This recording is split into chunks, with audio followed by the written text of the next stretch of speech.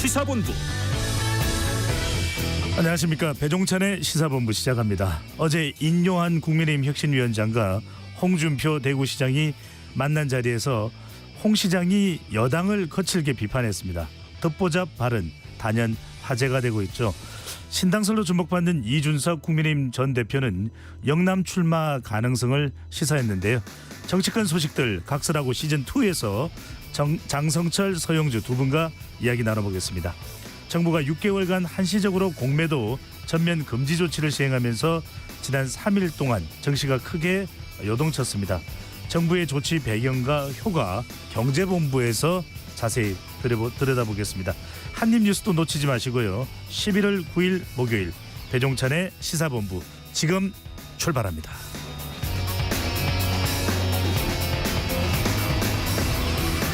1부 마지막에 듣는 노래 디저트송 신청도 기다립니다. 오늘 듣고 싶은 노래 문자 샵 9730으로 자유롭게 보내주시고요. 짧은 문자 50원, 긴 문자는 100원입니다. 선정되신 분께는 간식 쿠폰 보내드리니까요. 많이 참여해 주십시오. KBS 1라디오의 모든 프로그램은 유튜브에서도 함께할 수 있습니다. 구독, 좋아요, 댓글 많이 부탁드립니다.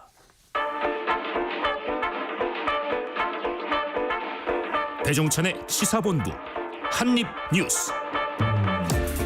오늘의 핵심 뉴스 한입에 정리하는 한입뉴스 시작합니다. 박정호 오마이뉴스 기자, 미디어인권연구소 뭉클 이봉우 연구원 두 분과 함께합니다. 어서 오십시오. 안녕하십니까. 안녕하세요. 네, 우리가 매일매일 대중교통 이용을 하는 분들이 참 많은데, 자, 서울 지하철 파업이 이제 들어갔습니다. 자, 서울 지하철을 운영하는 서울교통공사의 민주노총 소속 노동조합이 오늘부터 이틀간 경고 파업에 돌입을 했네요. 네, 서울교통공사 노조 어제 서울교통공사와 인력 감축안 등을 놓고 막판 교섭을 했어요. 하지만 협상이 결렬되면서 오늘 이 노조원들이 오전 9시부터 내일 오후 6시 전까지 파업에 들어갔습니다. 일시 파업인데 이 전면 파업이 아니라 경고 차원의 이틀짜리 한시적 부분 파업이다라고 보시면 되겠습니다. 근데 이제 서울교통공사가 운영하는 지하철 1호선부터 8호선까지가 영향을 받게 되는데, 하지만 이런 가운데 2천여 명이 참여하고 있는 한국노총 통합노조는 경고 파업 직전에 불참을 전격 선언하면서 파업 규모는 지난해보다 줄었고, 제3노조인 이른바 MZ세대 중심의 올바른 노조는 애초 파업에 참여하지 않았습니다. 네. 어쨌든 오늘 출근 시간대는 협정을 맺은 것에 따라서 100% 운영하기 때문에 실질적으로 오늘 오전 9시부터 파업이 시작됐다고 보시면 되겠는데요. 배차 시간이 좀 길어지면서 운행이 평소보다 지연되는 상황이 이어지고 있고, 서울시와 공사는 이 파업으로 인해서 전체 지하철 운행률이 평상시 대비 82% 정도, 또 퇴근 시간대는 87% 수준으로 떨어질 걸로 예상하고 있는데, 다만 이 통합노조의 불참 때문에 파업 참여 인원이 줄면서 운행률은 더 올라갈 수 있다, 이렇게 볼 수가 있겠습니다. 그래도 서울시는 퇴근 시간대 시민들의 불편을 해소하기 위해서 시내버스 등 대체 교통편 투입을 하고 배차 간격 이런 것도 좀 촘촘히 해서 시민 불편을 최소화하겠다, 이렇게 강조하고 있습니다. 네, 파업에 들어가긴 했는데 한국노총은 이제 불참을 한 상태입니다. 자, 이번에는 이스라엘로 가봅니다. 미국의 잇따른 압박에도 이스라엘이 인도주의적 교전 중단을 거부하고 있는데요. 카타르의 중재로 인질 석방이 협상 중이라는, 이건 기대하고 있는 소식입니다.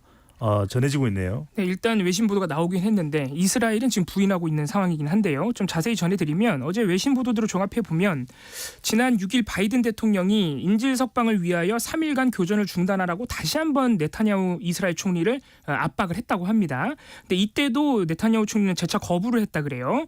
이 네타냐후 총리가 바이든 대통령에게 하마스의 의도를 신뢰하지 않으며 그들이 인질과 관련한 합의를 할 준비가 돼 있다고 생각하지 않는다라고 말했다고 하는데요.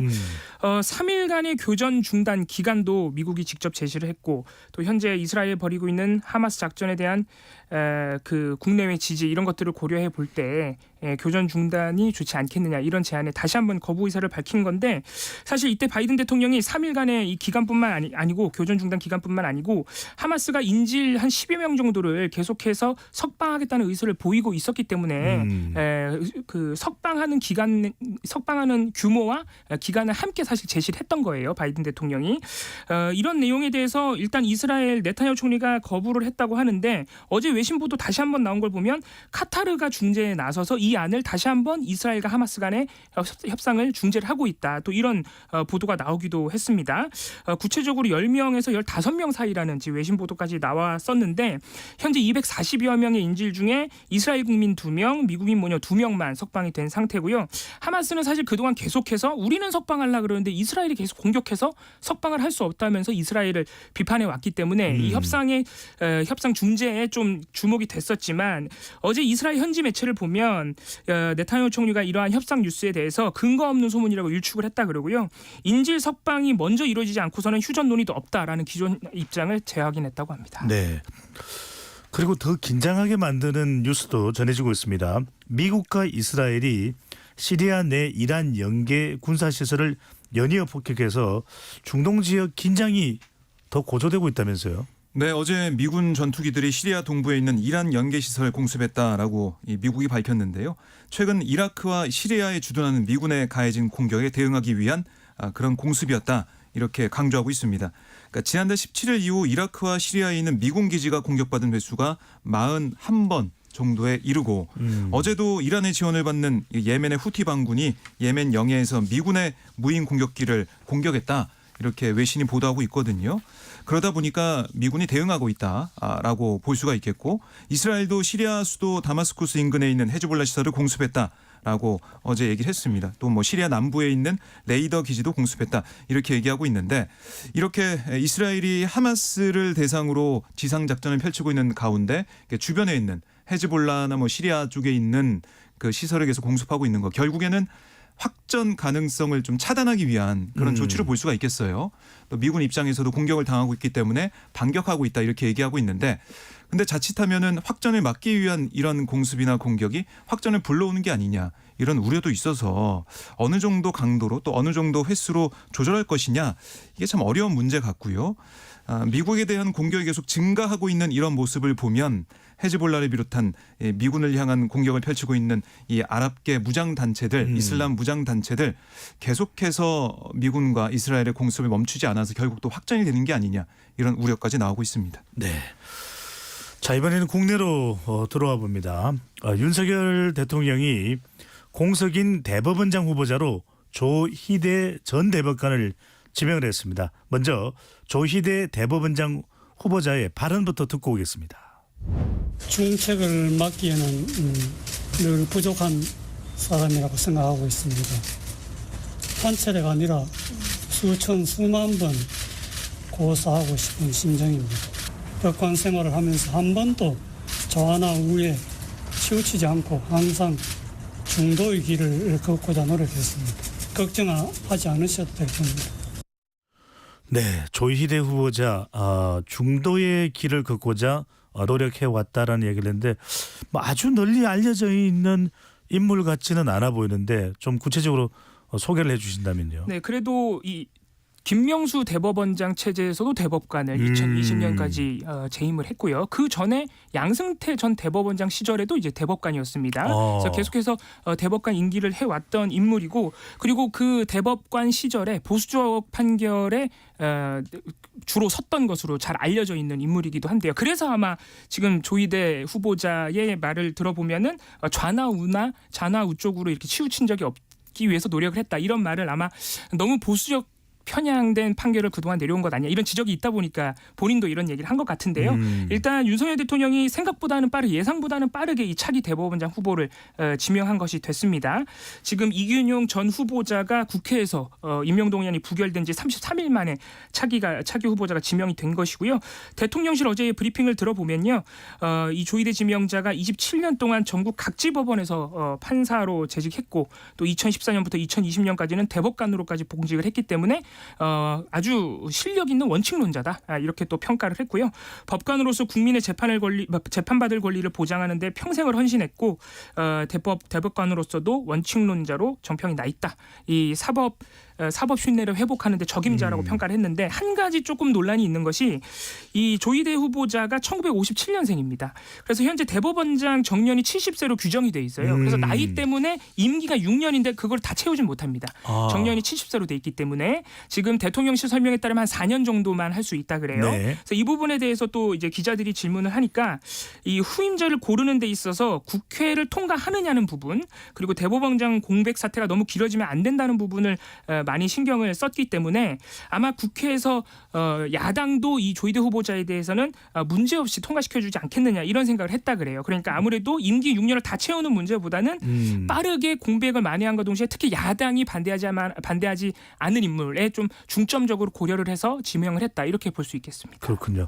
자, 중요한 건 이제 더불어민주당이 국회에서 임명 동의안에 대해 어떤 입장을 취하느냐인데 지금 뭐 민주당에서 나오는 반응이 있습니까?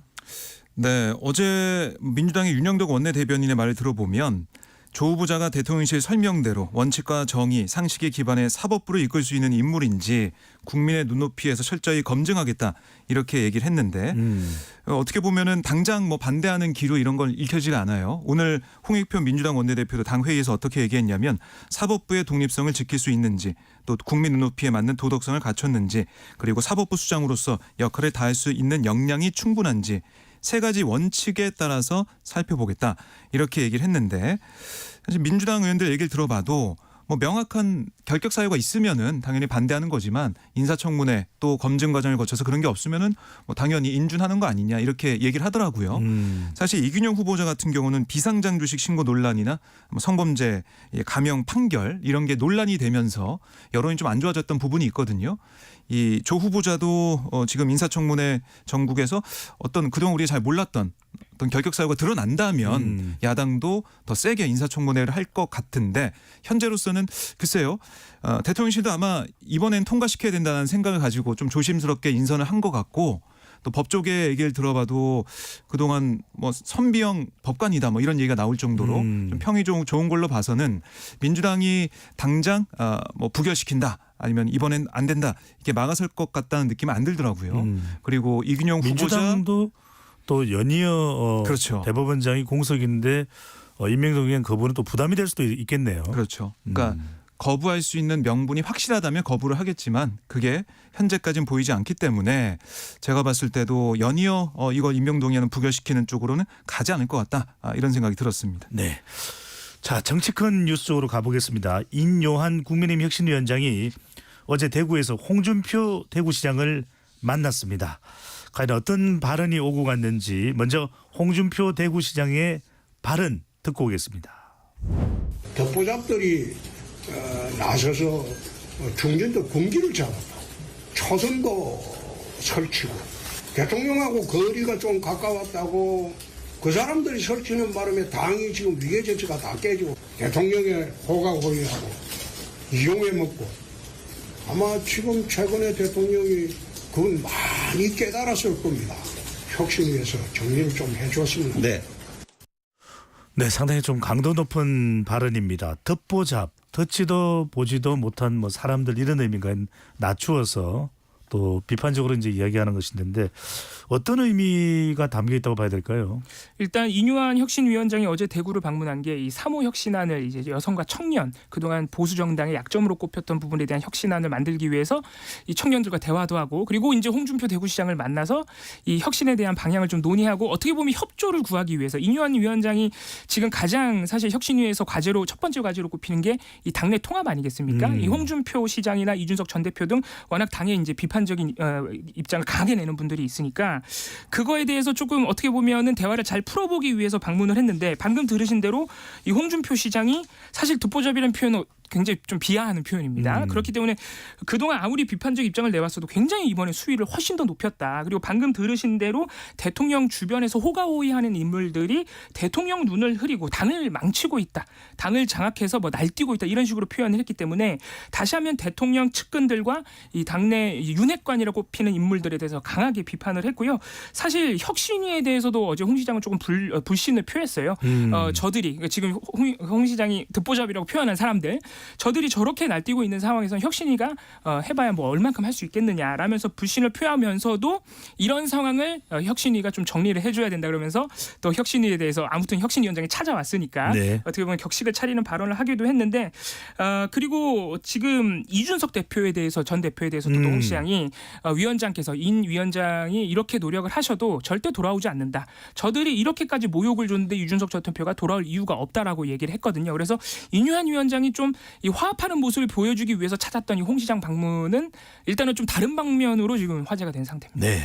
방금 전에도 얘기가 나오는데 홍준표 시장도 언급을 했듯이 이준석 전 대표 점점 더 신당 창당 쪽으로 기울어 가고 있는 그런 모양새네요. 네, 뭐 연일 언론에 출연해가지고 계속해서 신당 얘기를 하고 있는데 오늘 오전에 KBS 라디오 최강시사에 출연했습니다. 뭐라고 했냐면 신당의 가장 어려운 과제는 기성 정당의 아성을 깨는 것이기 때문에 당연히 영남 출마 같은 것도 고려할 거다.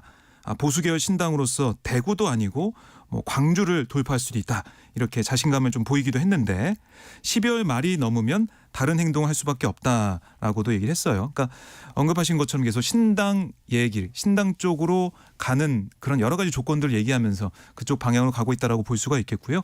오늘 또 오전에 동대구역에서 기자들과 만나서 이준석 대표가 뭐라고 했냐면 당이란 건 혼자 하는 게 아니기 때문에 자신에게 어떤 역할을 해달라는 요구가 있을 때 당연히 어렵다는 이유로 회피하지 않겠다. 그렇게 얘기하면서 대구 출마 요청이 있을 때 거부하지 않겠다는 의미의 말을 했어요. 그러니까 지금 뭐 서울 노원에 그대로 출마하는 것이냐 비례대표로 나가는 것이냐 대구에 나오는 것이냐 여러 가지 얘기가 있는데 당에서 요구하면 그 요구를 따르겠다고 얘기했으니까 영남 신당 얘기도 나오고 있고 네. 영남 출마 고려하고 있다 얘기도 했고 동대구역에서 기자를 만나서 당의 요구가 있으면은 회피하지 않겠다까지 얘기해서 결국 출마 지역이 좀 대구로 좁혀지는 게 아니냐. 어떻게 보면 대구라는 곳이 국민의힘의 심장 같은 곳이기 때문에 거기에 직접 뛰어들어서 결판을 좀 내겠다. 이런 생각을 좀 굳히는 게 아니에요. 저는 이런 생각이 들더라고요. 네. 좀 봐야겠지만 이 당에서 이런 이준석 전 대표에 대해서 또 어떤 뭐 당근책이라든가 네. 함께 할 수 있는 이 연결점 뭐 함께 합칠 수 있는 그런 지점을 어떻게 만들지는 잘 모르겠지만 지금까지 뭐 오늘 김기현 대표가 당 회의에서 한 얘기 들어보니까 아니 지금 당 안팎에 여러 가지 뭐 신당이나 아니면 여러 가지 얘기가 나오고 있는데 혐오 발언 그러니까 분열의 언어로는 지지 못 얻는다. 이준석 전 대표도 겨냥을 했어요. 그래서 점점 함께하는 그 접점은 사라지고 있는 게 아니냐 이런 생각도 들었습니다. 네. 자, 이 시각 교통정보 듣고 한입뉴스 이어가겠습니다. 임초희 리포터. 네, 이 시각 교통정보입니다. 오늘도 서울 시내 내부순환도로 성수 쪽으로는 작업 때문에 지나기가 불편합니다. 홍제에서 기름까지 40분 정도 걸리고요. 정릉 1차로가 작업으로 막혀 있습니다. 우회하는 차들로 강 동쪽으로는 한강 주변길 정체가 이어집니다. 1시간 전보다는 그래도 조금은 여유로워진 모습인데요. 강변북로 구리 쪽, 양화대교에서 한남대교까지 밀리고요. 올림픽대로 잠실 쪽으로는 여의하루에서 반포대교까지 막힙니다. 반포대교 부근 4차로에서도 작업 중이고요. 고속도로는 경부고속도로 서울 방향 남사진이 부근에서 났던 사고는 빠르게 처리가 됐습니다. 이후 기흥 일대와 양재에서 반포까지 각각 정체고요. 광주 원주 고속도로 원주 쪽은 금사터널에서 남한강대교까지 평소보다 정체인데 작업 여파입니다. 호남고속도로 천안 쪽으로 금산사 부근에서도 작업으로 인해 정체입니다. KBS 교통정보센터에서 임초희였습니다.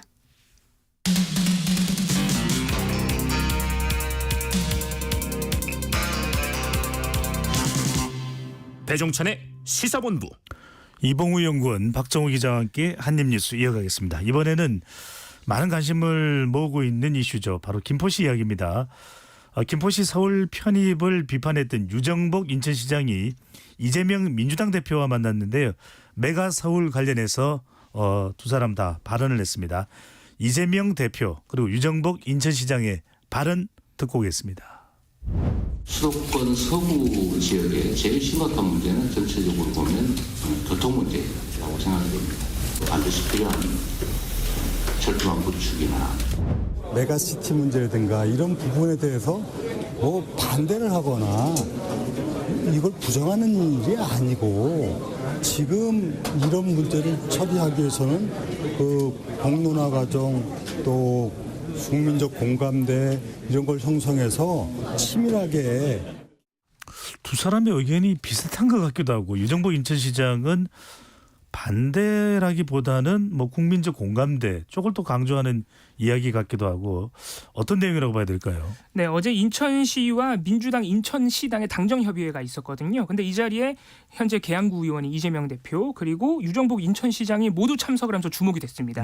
왜냐하면 저희도 전해드렸지만 이 유정복 인천시장이 이 김포시 서울 편입 논의, 이 국민의당 자당의 논의에 대해서 혼란만 일으키는 정치쇼라고 아주 강한 어조로 비판한 바가 있기 때문에 이 두 사람의 만남이 더욱 주목이 됐던 것인데 어제 이 당정협의회에서 특히 유정복 시장의 그 발언에 대해서 민주당 의원들이 굉장히 공감대를 표했다 그래요. 그래서 비공개로 진행된 회의 안에서는 굉장히 이 김포시 서울 편입 논의의 이제 부당성에 대해서 많이 논의가 됐고 지금 이제 기자들과 하는 내용을 우리가 이제 음성으로 들어본 것인데 사실 유정복 시장이 그런 논의를 메가시티 논의를 반대하는 것은 아니다라고 얘기를 한 게 최근에 유정복 시장이 그 정치쇼라고 말을 한 다음에 국민의힘에서 좀 부글부글하는 분위기가 있었습니다. 네. 어떻게 자기 당 논의에 대해서 국민의당 지자체장이 그렇게까지 얘기를 할 수 있느냐. 대놓고 반대할 수 있느냐. 그렇습니다. 그렇게 이제 비판의 발언이 튀어나오다 보니까 유정복 시장이 약간 이제 톤다운을 한 것인데 하지만 그 뒤에 부분을 들어보시면 여전히 그런 논의를 하기 위해서 전에 꼭 필요한 과정들 뭐 공론화 과정이나 공감대 형성에 대해서 과연 우리 당이 했느냐 이 부분에 대해서 여전히 지금 비판적 입장을 놓지 않고 있는 것이고 그리고 이재명 대표 입장도 어제 우리가 좀 주목해 볼 만한 것이 이 인천시와의 당정협의회에서도 국토 불균형 문제를 굉장히 강조를 하고 또 김포발 GTX D 노선 얘기도 하면서 역시나 이제 비판적 입장을 보였는데 어제 최고위원회에서도 이재명 대표가 김포시 서울 편입은 누구도 이해할 수 없는 서울 확장 정책이다. 균형 발전 측면에서 신중하게 결정할 행정구역 문제를 즉흥적으로 표가 되지 않을까 해서 마구 던지고 있다면서 확실히 명시적으로 비판을 했어요.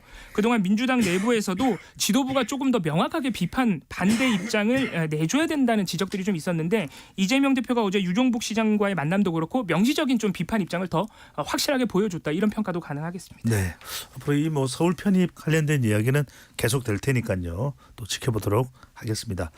자, 관련 법안 통과 국회에서 상당히 중요한데 오늘입니다. 국회 본회의가 오늘 열리는데 직회부로 상정된 노란봉투법과 방송 3법 개정안이 최대 쟁점이라고 봐야 되겠죠? 네.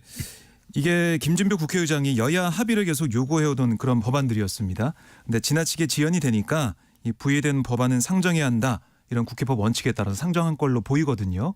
그럼 그렇게 되면 국민의힘이 예고했던 대로 필리버스터, 그러니까 이 합법적 의사진행 방해를 위한 무제한 토론 여기에 돌입할 예정인데 지금 명단을 다 확정해 놨어요. 초재선 의원 중심으로 60여 명의 명단이 확정이 돼 있고 필리버스를 통해서 이 문제점들 노란봉투법 같은 경우는 노동조합 및 노동관계법 개정안이고 방송 3법은 방송법, 방송문화진흥법, 한국교육방송공사법 개정안인데 이거 통과시키면 안 된다라고 주장을 할 예정입니다. 반면에 여기에 대해서 민주당은 어제 이제 방송 3법에 대해서 15명, 노란봉투법 8명 이렇게 정해서 필리버스터 찬성 토론에 나서겠다. 라고 또 준비를 하고 있어요. 그럼 이렇게 되면은 뭐 계속해서 필리버스터만 하는 거 아니냐 이렇게 생각할 수도 있는데 필리버스터를 중단시킬 수가 있습니다. 그러니까 국회법에 따라서 24시간 뒤에 제적의원 5분의 3 이상 동일하면 필리버스터 중단시킬 수가 있거든요. 그래서 뭐 야권 의원들 다 이제 합치면은 무소속까지 합치면은 179석 이상이 되기 때문에 뭐 법안 한 개마다 필리버스터가 시작이 되면 24시간 뒤에 이걸 중단시키고 법안을 통과시킨다. 이렇게 계산을 하면은 법이 4개예요. 그래서 이걸 다 하나씩 24시간마다 통과시키면 다음 주 월요일 13일에는 다 통과시킬 수가 있는 거예요. 그러니까 뭐 필리버스터 하더라도 국민의힘은 막을 수가 없는 상황이다. 이렇게 보시면 되겠고요. 그럼 어떻게 되느냐? 거부권이 남아 있습니다. 대통령이죠. 그렇습니다. 국민의힘에서는 계속해서 거부권 행사 여기 예고를 해왔기 때문에요. 대통령이 거부권 행사할 가능성이 커요. 그렇게 되면 이 법안은 다시 국회로 오는데 뭐 3분의 2 이상의 의석을 야권이 확보하고 있지 못하기 때문에 그냥 폐기가 되는데 그럴 경우 이 대통령이 강서구청장 보궐선거 이후에 강조해왔던 달라지겠다, 소통하겠다, 국민들과 뭐 계속 대화를 하겠다 이렇게 얘기했는데 야당이 주장해온 어떻게 보면은 과반 의석을 가지고 있는 것은 국회도 국민의 대표들이 모여 있는 곳이기 때문에 국민의 뜻으로도 볼 수가 있는데 거기서 통과된 것을 거부한다. 그럼 또 여론이 어떻게 반응하겠느냐 이런 여러 가지 이제 관측 포인트가 있기 때문에 대통령실에서 정말 대통령이 거부권 행사할지 아니면은 그 거부권 행사 이후에 전국이 좀 어떻게 될지 지켜봐야 될 포인트입니다. 그렇군요. 여론 동향을 또 얼마나 의식할지 여부도 상당히 중요한 또 관전 포인트가 될 것 같고요. 민주당은 3개 국정조사 요구안도 국회에 제출했다고 하는데 역시 여당은 반대하고 있는 거죠? 그렇습니다. 지금 본회의가 오늘 시작되면서 사실 민주당이 여당을 여러 방면으로 좀 압박하는 모양새인데 어제 의원총회를 통해서 이 해병대원 순직 수사 외압 의혹 국정조사, 그리고 윤석열 정부 방송장악 시도 의혹 국정조사, 오송 지하차도 참사 국정조사 등 3개 국정조사를 당론으로 추진하기로 민주당이 확정을 했고요. 곧바로 어제 국정조사 요구서 3개를 국회에 제출을 했습니다. 하나하나 좀 내용을 간단하게 요약을 해드리면요. 일단 방송장악 관련 국정조사 같은 경우에는 최근에 YTN 지분 매각이 지금 그 매수자가 확정이 됐죠. 유진그룹으로. 이런 부분에 대해서 이 불법적인 과정이 없었느냐. 예를 들어서 이 3일 회계법인이 이 매각을 주도를 했는데 사실 별다른 근거 없이 이 통매각을 한 것으로 알려져 있어요. 이런 부분에 배임 의혹이 있기 때문에 이런 부분을 포함해서 조사를 해야 된다. 또 KBS, MBC 공영방송 이사진 교체에서 역시 불법적인 부분이 있었다. 이런 부분 진상규명해야 된다는 것이고요. 또 해병대원 순직 사건 역시 이 박정은 전 수사단장을 지금 사실 수사하고 또 박정은 전 수사단장에게 불법적으로 이첩을 중단하는 지시가 내렸다는 의혹이 있는데 여기에 대통령실 관여 여부 따져봐야 된다라는 입장이고요. 오송 지하차도 참사 역시 충북도와 청주시 관리 책임이 있지 않느냐. 이 부분에 대한 조사가 부실하다는 판단하에 국정조사를 요구한 것입니다. 사실 국정조사는요. 요구서가 제출되면 국회의장이 즉시 본회의에 보고를 하게 돼 있어서 오늘 보고가 되는 겁니다. 오늘 보고가 되면은 보고가 된 다음에 곧바로 여야 이 교섭단체들이 협의를 해서 이 특별위원회를 구성을 하거나 아니면 상임위원회에 넘겨서 곧바로 국정조사를 시작해야 되는데 사실 지금 국민의힘은 이 3개 국정조사에 대해서 오랫동안 계속해서 반대 입장을 피력을 해왔습니다. 모두 이제 조사가 진상조사가 끝났다는 입장이기 때문에 이미 제출돼 있던 2개 국조안, 그 서울 양평고속도로 그리고 감사원의 정치감사 관련 국정조사 요구안도 이미 제출이 돼 있는데 이 여당이 일정을 합의해주지 않아가지고 시작도 못하고 있다는 게 민주당 입장이거든요. 그렇기 때문에 오늘 보고되는 이 3개 국정조사도 이 여당이 일단은 반대하면서 협조해주지 않음에 따라 좀 지연될 가능성이 높지 않나 이런 예상이 나옵니다. 그렇죠. 국정조사는 어느 한쪽 당이 반대를 하면은 이게 일단은 진행되기가 좀 힘든 그런 그렇습니다. 것이죠. 여당이 일정과 그 위원 구성을 합의를 해줘야 됩니다. 네. 자, 이번에는 방송통신심의위원회 이야기 좀 해봐야 될 것 같습니다. 방송통신심의위원회가 논란 속에 인터넷 언론을 심의하면서 뉴스타파의 김만배 인터뷰 보도를 첫 심의 대상으로 삼았는데 결국 아무 조치를 하지 못하고 서울시에 결과를 통보만 했다고요. 네, 이게 이제 지난달 11일 통신심의 소위에서 사상 처음으로 인터넷 언론사 뉴스타파를 심의 대상에 올리면서 허위 인터뷰를 보도했다. 그러니까 중징계를 전제한 의견 진술을 결정했어요. 근데 뉴스타파는 불법적인 심의에 응할 수 없다라고 의견 진술을 거부를 했고 어제 결국 방통심의는 이 결과를 확정을 했는데 심의 결과를 접속 차단 및 보도 삭제를 의미하는 시정 요구를 하지 못했습니다. 대신에 서울시에 사회혼란 정보로 결론이 났으니까 신문법 위반 및 등록 취소 여부를 검토해달라 이런 요청만 보내기로 했는데 이걸 보면서 결국에는 이 법률적 한계를 스스로 인정한 거 아니냐 이런 평가가 나오고 있어요. 그러니까 애초에 인터넷 언론을 심의할 때부터 이 신문법과 언론중재법 규제를 받는 언론사를 제외하고 이 인터넷 게시물만 통신심의 대상으로 삼던 방통심의 직무에 어긋난다. 그리고 정보통신망법상 불법 유해 정보에 가짜뉴스는 있지도 않아서 심의할 수 없다라는 비판이 계속 제기돼 왔었는데 뭐 그걸 좀 인정한 셈이 된 거 아니냐 이런 얘기죠. 결국 이 방통위가 강행했던 가짜뉴스 심의 이게 이제 발표 2달 만에 한계에 복창했다 이런 모습도 볼 수가 있는데요. 뭐 공은 서울시에 넘겼습니다. 그런데 뭐 서울시가 신문법상 등록 취소할 가능성은 또 거의 없어 보이는데 왜냐하면 가짜뉴스 심의에 법적 근거가 없다라는 지적이 나오고 있고 신문법상 등록 취소 요건은 등록 절차 방법에 있어서 어떤 속임수나 위법이 있느냐 이걸 주요하게 보는 것이지 가짜 뉴스 등의 보도 내용과는 무관하다 이런 해석이 나오고 있어서 이것도 사실 용두사미식으로 이 심의할 수 있다라고 했는데 서울시에 공을 넘겼고 서울시도 어떻게 조치할 수 있는 게 보이지 않는 상황이다 이렇게 정리할 수가 있겠습니다. 참 이 건도 어떻게 해결될 수가 있을지 진행될 수 있을지가 또 상당히 또 논란이 될 수가 있겠군요. 자, 더불어민주당은 이동관 방송통신위원장 탄핵 추진한다고 알려졌었는데 일단 보류하기로 했다고요. 그 이유는 뭘까요? 그렇습니다. 어제 의원총회를 열고 이동관 방통위원장 그리고 한동훈 법무부 장관까지 탄핵안 제출 여부를 논의를 했는데 결론을 내리지 못했어요. 그래서 오늘 오후 2시 본회의 직전에 다시 한번 논의를 해서 이 탄핵안 제출 여부를 결정을 한다고 하는데 사실 그동안 민주당은 이 한동훈 장관보다 이동관 방통위원장의 탄핵 이유는 조금 더 명확하다고 계속해서 판단을 해왔습니다. 방금 박정우 기자님께서 전해주신 대로 가짜뉴스 심의 지시는 사실상 이거 불법적인 지시 아니냐, 법적인 근거가 없는데 그래서 위법 정황이 조금 더 뚜렷하다. 공영방송 해임 과정에서도 심지어 지금 법원도 그 해임 효력정지 가처분을 인용해 버렸으니까 조금 더 위법이 뚜렷하기 때문에 탄핵할 수 있지 않느냐 이런 주장들이 나왔는데 일단 어제 민주당이 의원총회를 하고 나서 낸 입장을 보면은 법률적 요건을 엄격하게 갖춰야 탄핵 소추가 가능하기 때문에 조금 더 상황을 지켜보기로 했다. 의원들이 반대를 한 것은 아닌데 조금 더 면밀하게 지켜보기로 했다 그러고요. 또 탄핵안은 헌법이 국회에 부여한 권한이라고 해서 굉장히 무거운 책임성을 가지고 있기 때문에 신중하게 수기하기로 했다고 했어요. 그러니까 이 탄핵안 제출이 너무 반복되면은 민주당의 정치적 부담이 될 수 있는 부분도 있기 때문에 그런 부분을 고려해서 일단 보류한 걸로 보이고요. 오늘 오후 2시 직전에 어떤 또 결과가 나오는지 지켜봐야겠습니다. 네, 오늘이 정말 따지고 보니까 아주 중요한 날이네요. 정치적으로. 자, 그래도 정치만큼 또는 그 이상으로 더 중요한 건 먹고 사는 문제, 경제입니다. 자, 물가가 너무 많이 올랐다 얘기는 계속 나오고 있는데요. 정부가 농식품 물가 관리를 강화하는 지금 방안을 계속 내놓고 있다고요. 예, 농식품부가 사실 지난해 6월부터 농식품 수급 상황실을 설치해서 수급 상황을 모니터링해 왔어요. 근데 이걸 차관직속으로 격상해서 농식품 물가를 더 엄중하게 관리하겠다 이렇게 얘기를 한 겁니다.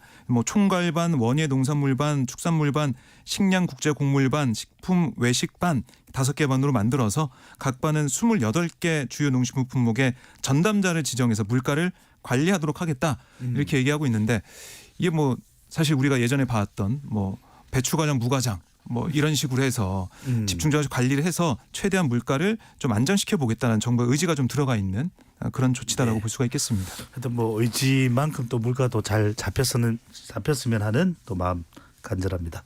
자, 이봉우 연구원, 박정호 기자와 한입뉴스 함께했습니다. 두 분 말씀 잘 들었습니다. 고맙습니다. 감사합니다. 오늘의 디저트송입니다. 콩으로 8529님, 본부장님 성악하셨었나요? 목소리와 풍채에서 아우라가 뿜뿜이에요. 네, 풍채나 목소리만 들으면 그런 생각 많이 하시는데 정작 노래 부르면 주변 분들이 많이 달아나시더라고요. 자, 성악가가 부른 신청곡이 마침 들어왔습니다. 5164님께서 세계 3대 테너 중에 한 명이죠. 호세 카라레스 그리고 사라 브라이트만이 함께 부른 노래 아미고스 파라 시엠프레를 신청해 주셨는데 영원한 친구라는 뜻입니다. 자, 모바일 간식 쿠폰 보내드리고 노래 듣고 입으로 돌아오겠습니다.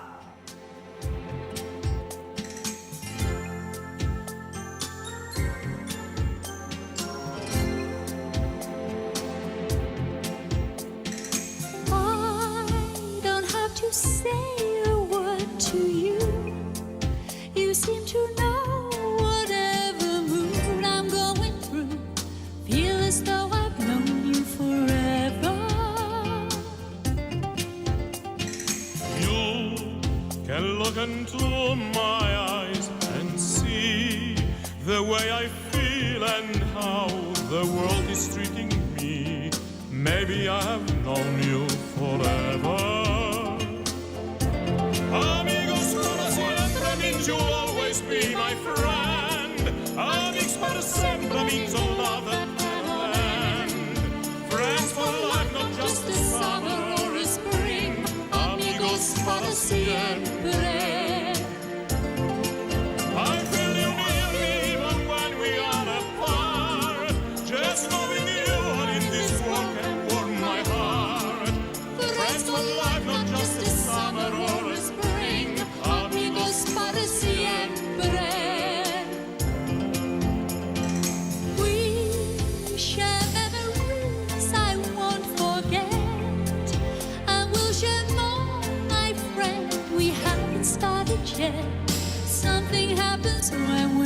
together. When I look at you, I wonder why there has to come a time when we must say goodbye. I'm alive when we are together. Amigos para siempre means you'll always be my friend. Amigos para siempre means a love that cannot end.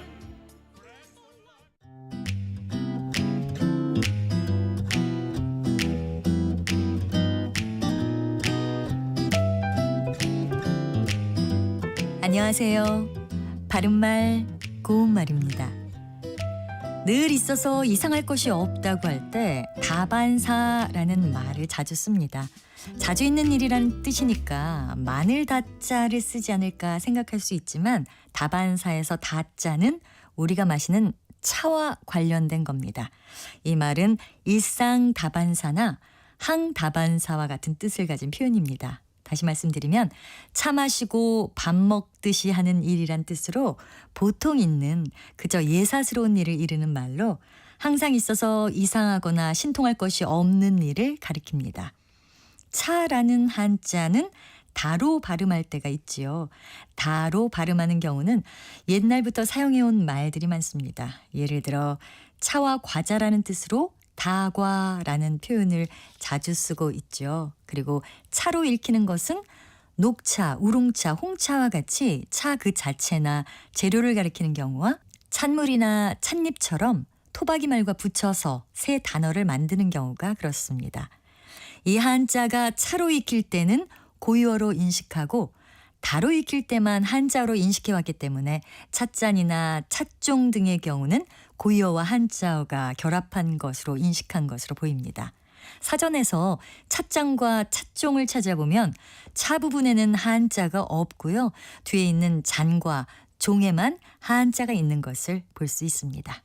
바른말 고운말 아나운서 변희영이었습니다.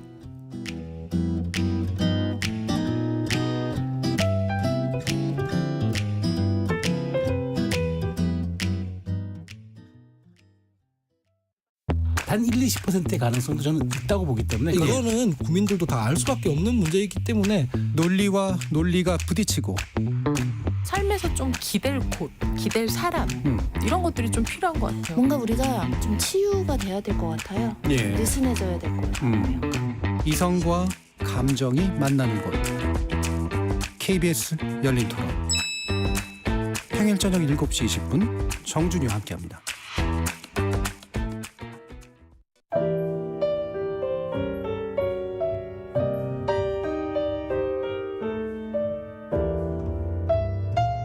내일의 품격, 김성환의 시사야에서 챙겨가세요. 하루를 마무리하는 시간 꺼내보는 당신의 지식 창고. KBS 1라디오 김성환의 시사야. 평일 밤 10시 5분 여러분을 찾아갑니다.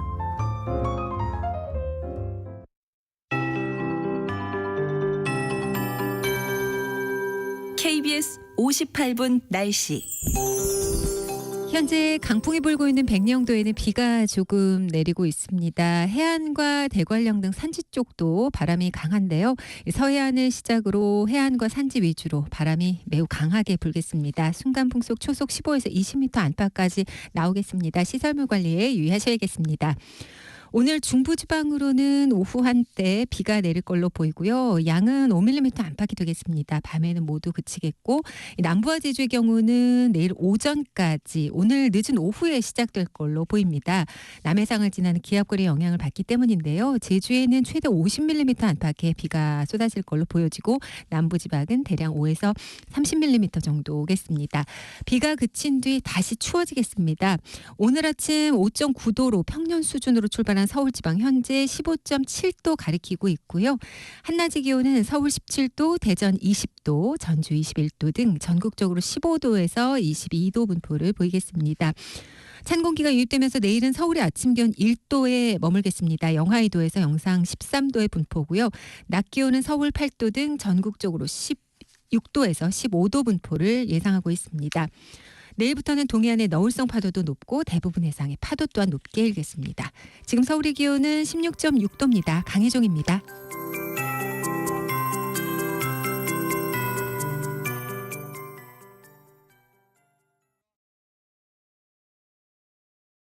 정성을 다하는 국민의 방송 KBS가 한시를 알려드립니다. AM 711kHz, FM 97.3MHz, KBS 1라디오입니다. HLKA.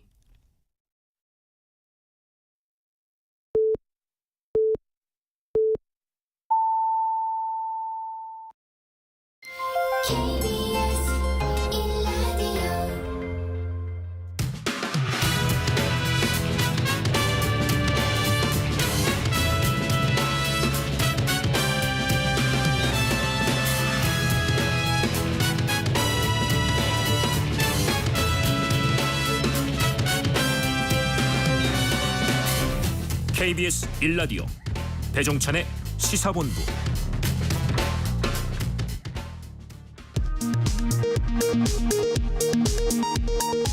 이 시각 라디오 정보센터 뉴스입니다. 서울 지하철 1호선에서 8호선까지 운영하는 서울교통공사 노조가 인력 감축안에 반발하며 이틀간의 경고 파업에 돌입했습니다. 이정식 고용노동부 장관은 무책임한 행동이라며 파업 중단을 촉구했습니다. 국민의힘 혁신위가 국회의원 10% 감축안 등의 2호 혁신안을 당 지도부에 건의했습니다. 더불어민주당은 서울 구로역과 인천역을 잇는 경인선의 지하화를 적극 지원하겠다고 밝혔습니다. 국책연구기관 한국개발연구원이 올해 경제 성장률 전망치는 1.4%, 내년 성장률 전망치는 2.2%로 각각 0.1%포인트 하향 조정했습니다. 가습기 살균제 제조 판매업체의 손해배상 책임을 인정한 대법원 확정 판결이 처음으로 나왔습니다. 지금까지 라디오 정보센터 뉴스 정한나였습니다.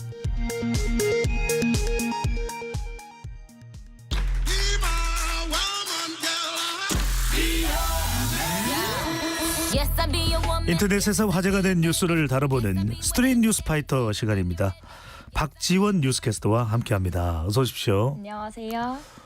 박지원 캐스터도 아나운서잖아요. 네. 근데 가끔 또 발음이나 또는 사람 이름이나 틀릴 때가 있죠. 네. 제가 왜 이 말씀 드리냐면 방금 전에 성악가 호세 카레라스인데 호세 하여튼 카라레스인가 이렇게 이야기를 한 것 같습니다. 네, 우리 청취자분들이 지적해 주셨는데 항상 청취자분들이 옳다는 거 다시 한 번 더 말씀드립니다. 인간미. 네? 인간미가 있죠. 그래야지. 이렇게 미화가 되나요? 그걸 의도한 건 아닌데. 네. 뭐 인간미가 나쁘진 않습니다. 네, 좋습니다. 자, 첫 번째 주제입니다. 오늘 우리 청취자분들도 아실지 모르겠는데 11월 9일은 소방의 날입니다. 자, 시민 안전을 위해 헌신하는 소방관 분들 향해서 감사 인사가 쏟아지고 있는데요. 마침 소방대원들을 향한 고마운 마음을 전한 따뜻한 사연이 있다고요. 지난주 경기 수원시청에 이어서 경기도청 앞에도 익명의 컵라면 기부가 이어졌습니다. 6일날 새벽에 경기도청 앞에는 컵라면 41박스와 함께 응원 메시지가 놓여 있었는데요. 자신을 수원 광교 주민이라고 밝힌 분은 편지를 남겼습니다. 항상 시민의 안전과 생명을 지키시는 데 최선을 다해 주셔서 진심으로 감사하다. 지난번 약속한 마음을 담아서 컵라면을 드렸었는데 취약계층에 드렸다는 따뜻한 소식을 들었다. 이번에는 조금이라도 드셨으면 하는 마음에 다시 한번 가져와 본다라고 전했습니다. 지난번에도 약소한 마음을 담아서 참 겸손하게 말씀하신 건데 그럼 처음이 아니라는 이야기네요. 네, 앞서서 지난 3일에 새벽에도 익명의 기부자가 수원시청 본관 앞에 산불 감시 공무원들에게 힘내라는 편지와 함께 컵라면 35박스를 몰래 놓고 갔는데 놀라운 건 이런 익명의 컵라면 기부는 지난 3월에도 있었고요. 지난 7월에도 이어졌다라는 겁니다. 그리고 익명의 컵라면 기부에는 모두 수원 광교 주민이라고 밝혀져 있어서 아마 동일인이 아닐까 추정이 되고 있습니다. 수원 광교 주민이라고 밝힌 기부자는 희귀 난치성 환자로 119의 도움을 예전에 받았던 경험이 있었다고 해요. 그리고 이번에 기부자가 전달했던 컵라면은 이번에도 이 수원 지역 노숙인의 무료 급식소에 전달했다고 합니다. 우리가 항상 그런 이야기 많이 합니다. 소방관 분들의 좀 처우가 개선돼야 된다. 뭐 지방직, 국가직 뭐 그런 이야기도 있고요. 또 장관마저도 온전한 게 없다. 좀 처우 개선이 잘 안 되는 이런 이야기는 계속 나오고 있네요. 맞습니다. 화재나 구조 현장에서 다쳐서 공무상 요양비를 신청하는 소방관이 해마다 늘고 있습니다. 최근 3년 동안은 1000건을 웃돌았고 올해 상반기만 보더라도 850건이 넘게 신청이 됐는데 지금 현장에서 다쳐서 입원 치료를 받는 소방관들에게 지급된 간병비는 14년째 동결된 상황입니다. 입원하는 소방관들에 대해서는 간병비가 지급이 되긴 하는데 거동이 불가능한 수준의 1등급에 대해서는 전문 간병인을 사용할 경우에는 하루 6만 7천 원이 지급됩니다. 이 정도면은 간병인의 하루 일당 한 절반 정도에 미치지 못하는 금액이라서 자신의 돈을 더 지급해야 하는 상황입니다. 네. 오늘입니다. 11월 9일 소방의 날을 맞아서 배종찬의 시사본부도 소방관 분들 그리고 소방 관계자 분들 또 이전에 소방관 직업을 가졌던 모든 분들께 감사의 마음을 전해드립니다. 자, 두 번째 주제입니다. 최근 전국 곳곳에서 빈대 의심 신고 이어지고 있다는 소식 몇 차례 전해드렸는데 몸에 붙을까 지하철 겁난다. 한 달 전 예약한 한라산 등반 포기 이런 이야기가 나올 정도로 빈대 공포 확산되고 있는데요. 인터넷에서는 빈대 퇴치법 상당히 많이 나오고 있는데 그 방법이 가짜인지 진짜인지 제대로 된 방법인지 상당히 또 궁금하고 식별을 할 필요가 있을 것 같아요. 빈대 공포가 너무 심하다 보니까 관련 제품이 엄청나게 팔리고 있습니다. 한 온라인몰에 이달 1일부터 7일에 침구 청소기 판매량이 지난해 같은 기간보다 700% 넘게 팔렸고요. 빈대 차단용 침대 커버는 100% 넘게, 빈대 퇴치제는 800% 넘게 급증했습니다. 이 공포감이 얼마나 심각한지 체감이 되시겠는데 이런 빈대 출몰에 온라인에서는 셀프로 방역할 수 있는 갖가지 방법들이 공유되고 있습니다. 문제는 정확하지 않은 정보가 굉장히 많다라는 겁니다. 예를 들어서 서울의 서대문구에 사는 직장인 이모 씨는 빈대를 피하기 위해서 지난 주말부터 집안의 모든 등을 다 켜놨습니다. 안방, 전등은 물론이고요. 욕실, 탁상, 스탠드까지 전부 다 켜뒀다고 합니다. 왜지 봤더니 최근에 SNS에서 빈대가 빛을 싫어해서 밝은 곳을 피한다라는 게시물을 봤다라는 거죠. 하지만 전문가들에 따르면 불빛과 빈대 퇴치는 관련이 없습니다. 이 외에도 최근에 온라인에는 과학적인 근거가 없는 가짜 빈대 퇴치법이 쏟아지고 있습니다. 대표적으로 가장 많이 어떤 방법들이 돌고 있는지 찾아봤습니다. 좀약, 베이킹소다, 드라이시트, 에센셜 오일인데 이들 모두 사실 무근입니다. 그럼에도 불구하고 네이버 카페에 피톤치드 용액을 아침 저녁으로 온갖 뿌렸더니 빈대 살균 효과가 있는 것 같다라는 글이 올라오자마자 이거 해야겠다라는 글들이 와르르 다수 달리고 영상 플랫폼에도 빈대의 천적은 바퀴벌레다처럼 빈대를 소재로 한 영상들이 굉장히 많이 올라오고 있는데 사실 무근인 게 굉장히 많습니다.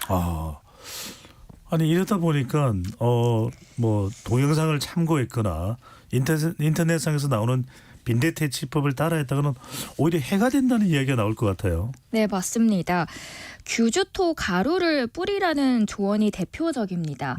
규주토는 단세포 미세조류인 규주류의 외피가 바다나 호수 바닥에 퇴적돼서 형성된 흙인데 온라인 커뮤니티에는 침대 바닥이랑 벽 틈에 규주토 가루를 뿌리면 빈대를 예방할 수 있다. 산업용이 아닌 식용 규주토를 쓰면 해롭지 않다라는 글이 올라왔습니다. 하지만 종류와 상관없이 규주토 가루를 일정 수준 이상 만약에 흡입하게 되면 규폐증이라고 해서요. 먼지가 폐에 흉터를 남기는 질환으로 이어질 수 있어서 굉장히 위험합니다. 효과가 확실하지도 않은 데다가 빈대를 죽이기 전에 사람을 먼저 잡을 수 있습니다. 빈대 잡으려다 사람 잡는다. 뭐 빈대 잡으려다 뭐 초가상간 태운다 그런 얘기도 있는지 모르겠는데 그러면 정확하게 대체하려면 어떻게 해야 되는 겁니까? 질병관리청 빈대 대응 방식을 봤더니 고온 살균 방식을 권장을 하고 있습니다. 빈대가 서식하고 있는 가구 틈이랑 벽 틈에 스팀 고열을 분사하거나 빈대에 오염된 옷들은 50도 이상의 건조기에서 30분 이상 처리하는 것이 좋다 등의 조언들을 하고 있습니다. 네. 박정 게스트가 빈대 전문가가 된 건 아니죠? 요즘 많이 공부하고 있어서. 네. 자, 세 번째 주제로 넘어가는데 많은 분들이 궁금해하고 또 어떤 내용인지 좀 알고 싶어하는 그런 내용입니다. 대한민국 축구대표팀 주장 손흥민 선수죠. 인종차별적 행위를 손흥민 선수에게 저지른 현지 축구팬이 3년간 모든 축구 경기 관람 금지 처분을 받았다고요? 네. 손흥민에 대해서 경기 중에 눈을 찢는 인종차별 행위를 한 영국 남성이 현지 사법당국에 의해서 3년간 축구장 출입 금지 처분을 받습니다. 뿐만 아니라 국제 경기가 열리는 기간에는 여권도 반납해야 하는 신세가 돼버린 겁니다. 해외 경기까지도 가지 못하게 하는 강력한 조치가 취해진 건데 어떻게 무엇 때문에 이런 강력한 처벌을 받게 된 건지 그 사건 내용도 좀 소개를 해주시죠. 이 남성은 44살의 로버트 갈랜드입니다.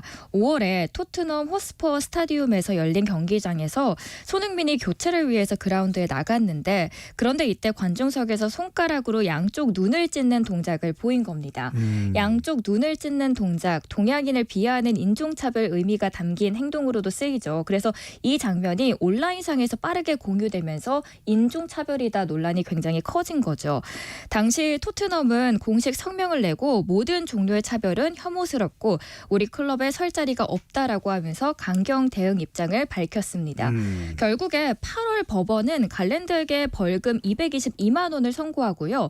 60시간의 사회봉사 명령을 이미 내렸습니다. 그런데 이런 처벌이 너무 약하다라고 영국의 검찰은 판단을 했고 법원에 경기장 출입 금지 명령도 추가로 내려달라고 요청했던 부분이 이번 6일에 받아들여졌습니다.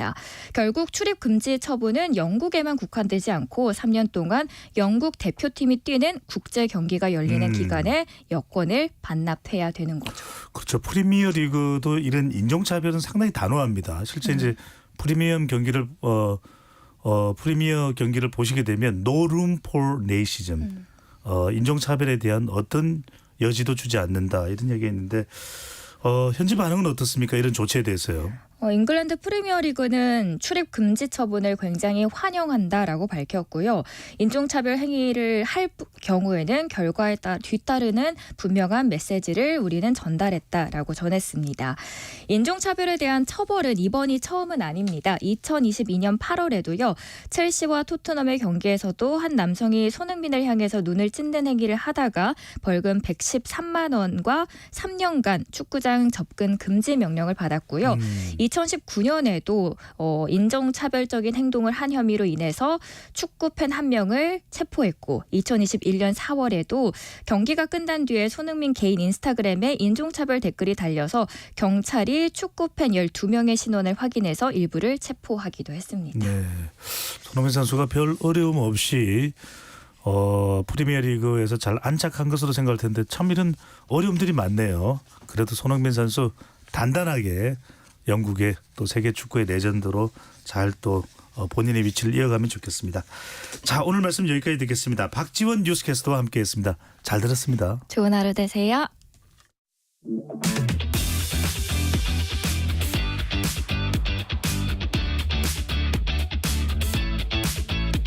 배종찬의 시사본부는 여러분과 함께합니다. 짧은 문자 50원, 긴 문자 100원이 드는 샵 9730. 라디오 어플 콩과 유튜브는 무료로 참여하실 수 있습니다.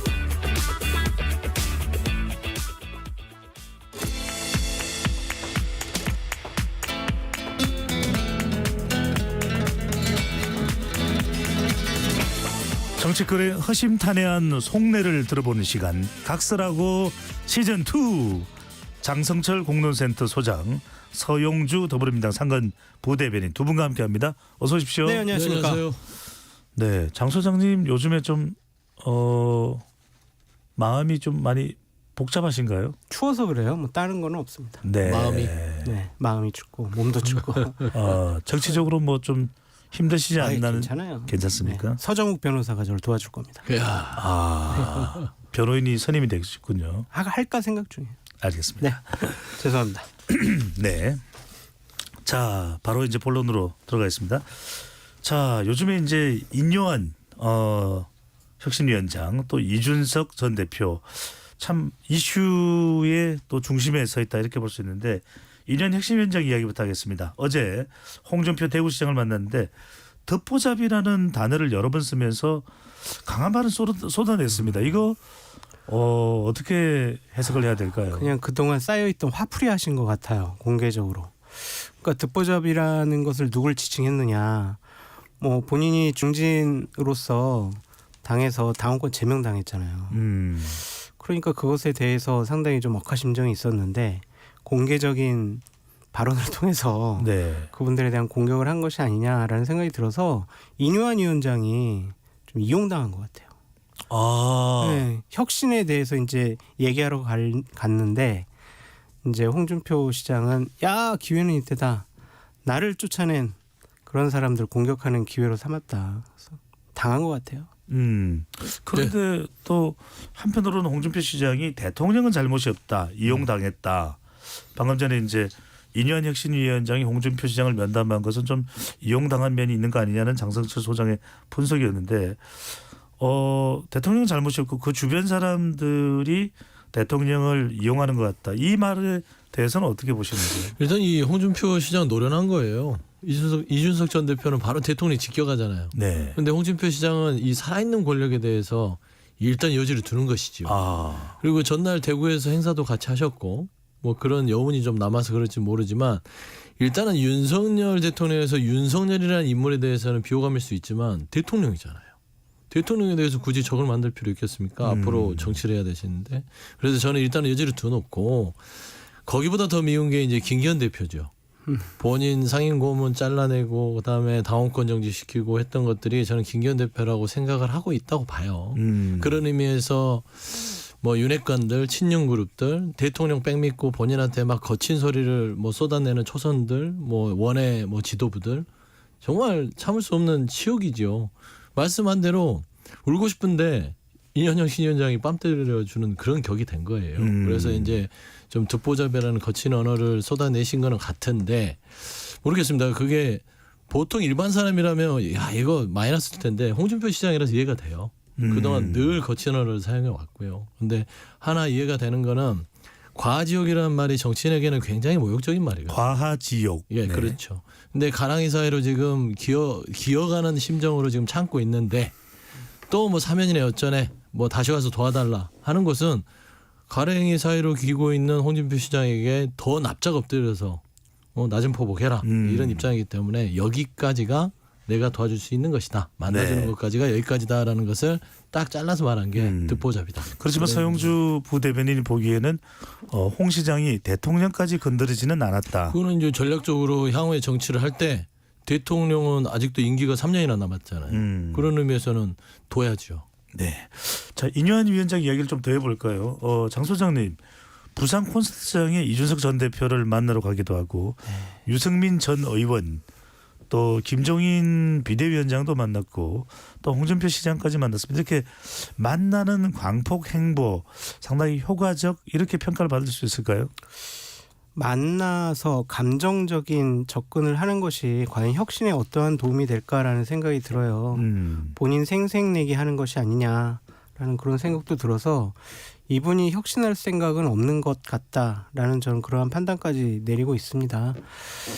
강서구청장 보궐선거에 나타난 민심은 어쨌든 대통령이 바뀌어야 된다. 김기현 당대표 바뀌어야 된다. 이러한 민심의 반영이었는데 그냥 그거에 대해서는 얘기를 안 해요. 그냥 뭐 우리 이준석 대표 마음에 상처를 입은 것 같아요. 내가 2번, 3번이라도 만나러 갈게요. 이런 감성적인 접근을 하고 있거든요. 이분은 당을 구체적으로 어떻게 바꿔야 된다라는 구체적인 안을 내놔야 합니다. 저런 감성적이고 감정적인 접근을 갖고 당을 바꾸긴 어렵다. 애초에 당을 혁신하고 바꾸겠다라는 생각은 없지 않았을까라는 좀 생각도 들고 또 한편으로는 본인 스타일 같아요. 본인이 지금 주목받고 각광받고 한마디 하면은 언론에 대서특필되고 어디 가서 누구 만나는 거 보도가 되고 하는 것을 좀 즐기는 것이 아니냐. 그래서 자칫 잘못하면 속빈강정이 되겠다. 아니면 이미 속빈강정이 됐다. 그렇게 표현하고 싶습니다. 속빈강정으로 표현해 주셨는데 서영재 부대변인은 어떻게 보십니까? 상대당의 혁신위원장인데 최근에 많이 주목을 받고 있습니다. 또 중진 불출마 또 대통령과 가까운 친윤계의 불출마를 또 대통령을 사랑한다면 불출마나 험지 출마를 권유할 수밖에 없는 것 아니냐 이런 얘기가 나오는데 이런 인 위원장의 행보 어떻게 바라보시는지요? 저는 장 소장님 말에 뭐 거의 동의합니다. 점점 속이 비어가고 있다. 그러니까 본인이 왜 친윤 감별사 행세를 계속해서 하고 계시죠? 그건 아니잖아요. 지금 중요한 거는 강서구 참패 이후에 요인을 이준석 전 대표가 부산에 갔을 때 환자는 서울에 있다라고 했잖아요. 그런데 또 윤여한 위원장은 그걸 인정하지 않아요. 마음 아픈 이준석이라 했어요. 그러면 환자는 너야 이 얘기거든요. 왜 자꾸 서울에다 얘기해? 환자는 너야. 너를 내가 고쳐줄게 이거거든요. 그러면 대화를 할 수가 없는 것이잖아요. 결국에 지금 윤여한 혁신위원장의 패턴은 처음에는 좀 좀 찬란해요. 겉보기에는. 근데 속내를 보면 정작 중요한 윤석열 대통령한테는 고개를 쳐들지 못하고 있습니다. 그러면 혁신이 되겠습니까? 통합이나 희생이나 이것도 변화라는 그 기점에서 용산의 윤석열 대통령에 대한 어떤 문제점을 지적할 때 통합도 되고 희생도 되는데 거기를 못 건들고 통합해라 희생해라 아무도 안 움직여요. 그리고 이준석 전 대표하고 이렇게 계속해서 환자 실랑이를 벌어봤자 본인한테는 그냥 겉모습만 노력하는 거 열심히는 하는데 잘은 못한다. 그런 평가를 받을 것 같아요. 네. 결과물이 없을 것 같아요. 구체적인 당을 혁신시킬. 그래서 결국에는 김기현 당대표 체제가 흔들릴 때 그것을 좀 막아주는 방어막 역할을 한 것이 아니냐 그런 생각도 들고. 장 선생님 근데 당도 위기감과 위기인식은 있을 텐데 주호영 의원은 그런 이야기를 합니다. 서울 갈 일 없다. 대구에서 시작했으면 대구에서 정치를 마치는 것이다. 조경태 의원은 선거에서 못 이기면 그게 무슨 혁신이냐. 사실상의 영남 중진 의원 불출마나 험지 출마를 좀 거부한 것 아니냐. 그런데 당에서도 위기다. 인유한 혁신위원장이 무너지면 국민의힘도 무너질 수 있다. 이런 인식이 없는 걸까요? 없는 것 같아요. 지금 하는 행동들을 보면 김기현 당대표부터 많은 생각을 하고 있다라는 보도는 나오고 있지만 어떠한 입장이나 태도를 명백하게 밝히고 있지 않고 영남 중진 윤핵관 3선 이거에 공통적으로 딱 걸리는 분이 장제원 의원이잖아요. 장제원 의원은 나는 절대로 뭐 불출마나 수도권 험지 출마 안 할 거야 라고 하면서 이제 11일 날 토요일이죠. 본인의 산악회 뭐 버스 90대 동원해가지고 세과시 하겠다라는 거 아니에요? 네, 90대요? 예, 함양에서 9대 아니고 90대가 맞습니까? 90대입니다. 네. 그래서 함양에서 세과시를 하고 그런 모습을 보이는 거 보면 나는 험지에 출마할 생각이 없어. 나는 희생할 생각이 없어라는 거죠. 그래서 인유한 위원장의 혁신위가 속빈강정이 될 수밖에 없다라고 말씀드린 이유가 이런 거예요. 그러니까 이런 분들이 한 분이 물꼬를 딱 터줘야 되거든요. 김기현 당대표부터 나 5선이나 했잖아요. 울산에서 나 더 이상 뭐 내가 그러한 안정적인 지역구에 출마하지 않을게요. 불출마하든지 아니면 수도권 출마하든지 당에서 결정하는 대로 저 따르겠습니다. 네. 우리 중진 의원님들 총선 승리를 위해서 우리 희생합시다. 이런 얘기를 먼저 던져야 되는데 가만히 있잖아요. 눈치 보고 있잖아요. 그렇다면은 인유한 혁신위원장이 가장 의지를 갖고 해야 될 부분에 대해서도 결과물이 없을 수도 있다. 그러면 인유한 혁신위원장은 무슨 역할을 했느냐. 본인 이름 알린 것밖에 더 있느냐. 그런 비판 받을 수 있죠. 네. 김기현 국민의힘 대표가 사선으로 알고 있는데. 사선이죠? 네네. 확인해서 한 번 더. 네. 사선입니다. 사선. 네, 사선으로 확인된다는 거 한 번 더. 전 내년에 또 다시 가지고 5선 되시라는 바람으로. 득담으로요. 네, 미리. 그 잊어먹을 때는 김사선이라고 하시면 알겠습니다. 자, 민주당도 비슷한 고민이 있을 수밖에 없는데 총선 불출마를 묻는 공문을 발송했습니다. 이전에도 총선 앞두고 현역 의원들에게 거의 전원의 현역 의원들 전원에게 출마 불출마 여부는 확인을 하게 되나요? 네, 공문을 그렇죠. 통해서. 네, 수요조사를 하죠. 아, 네. 예.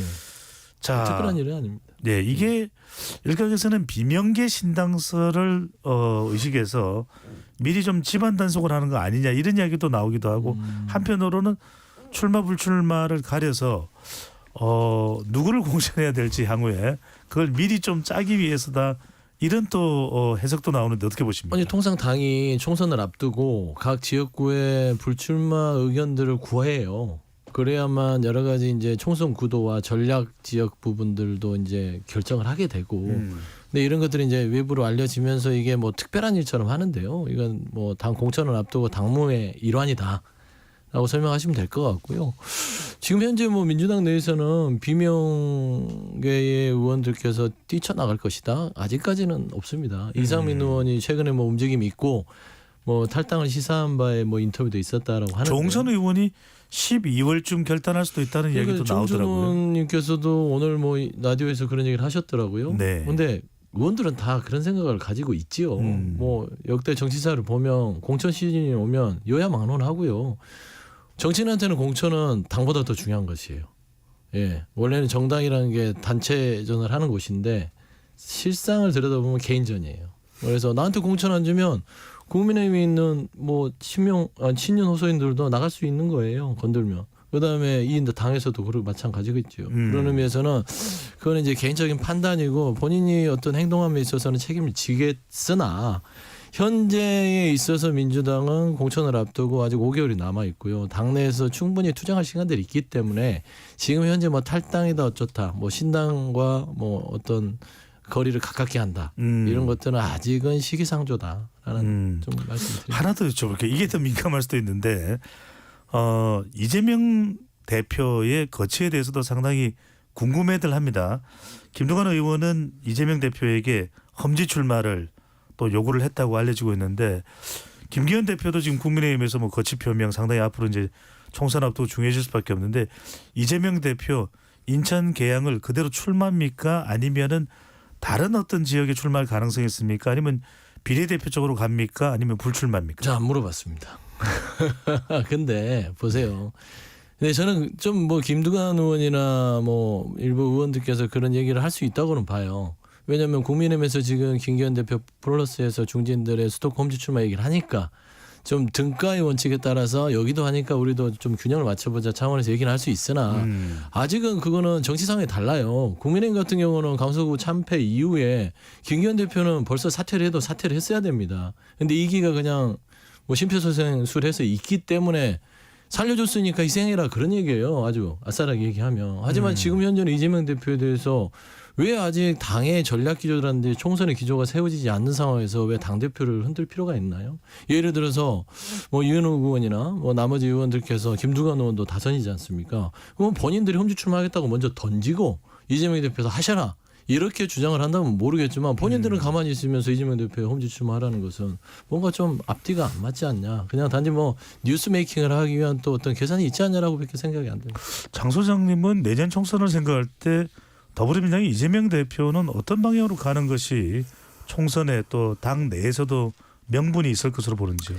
제가 이재명 당대표의 참모의 입장과 아니면 그냥 객관적인 평론을 할 평론가의 입장은 다를 것 같아요. 참모라면 무조건 배지 다는 대로 나가시라. 그래서 배지를 달고 계셔야 2027년도에 대선 도전에 도움이 된다. 그냥 명분 좋게 예를 들면 안동에 나가셔가지고 떨어져요.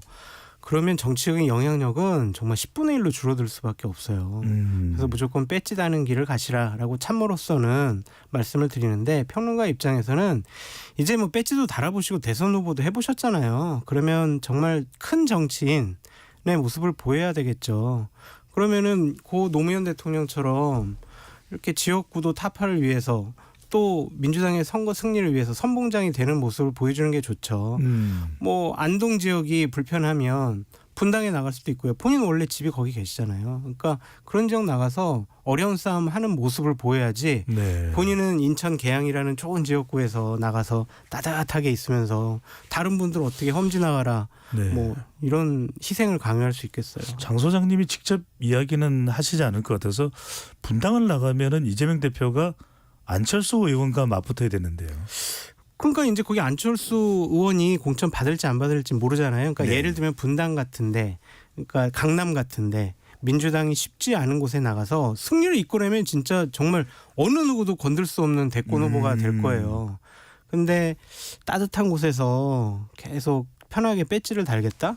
이것은 큰 정치인의 모습은 아니죠. 인천이 추워요. 인천 바닷바람 추워요? 때문에. 민주당한테는 따뜻하잖아요. 네. 계양은. 자, 인천이 춥다. 또 뭐 이런 또 이야기도 해주셨습니다. 네. 자, 이준석 전 대표 관련된 이야기로 가봅니다.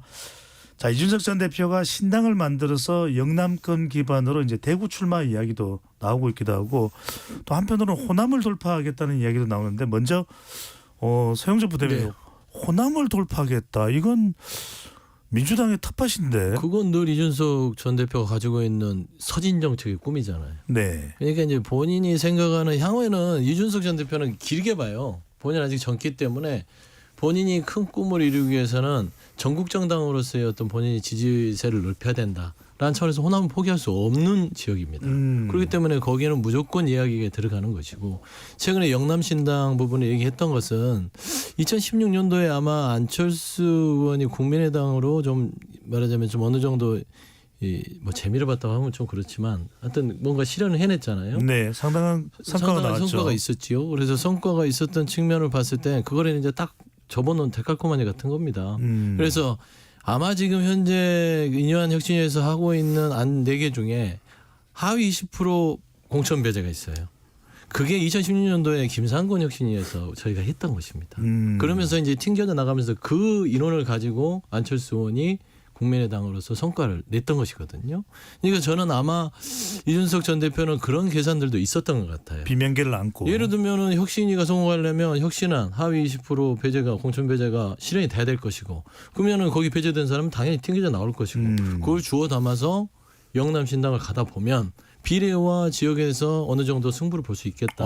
결국에는 이것은 뭐냐면 인요한 혁신위원장과 국민의힘의 김기현 대표 그리고 윤석열 대통령에 대해서 더 목에다가 칼을 더 들이대는 그런 발언과 이제 결정이지 않냐.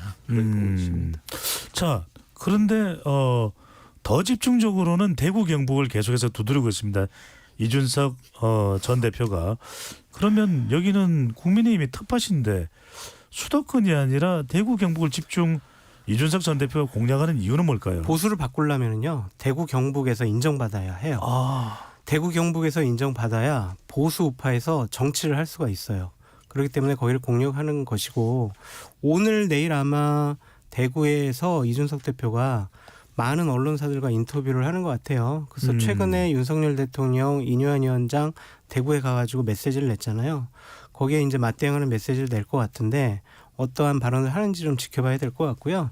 당초에 이준석 대표 보고 대구 나가라라고 얘기를 처음 한 사람이 저예요. 그러니까 아까 말씀드렸듯이 정치를 하려면 대구에서 인정받아야 된다. 그러니까 거기부터 뚫어라. 저는 계속 그렇게 얘기를 하고 있는데 비례대표로 나갈지 아니면 대구에 출마할지 광주에 출마할지 아니면 수도권에 나갈지 그거는 이제 12월 넘어서서 1월, 2월에 결정할 문제라고 보여집니다.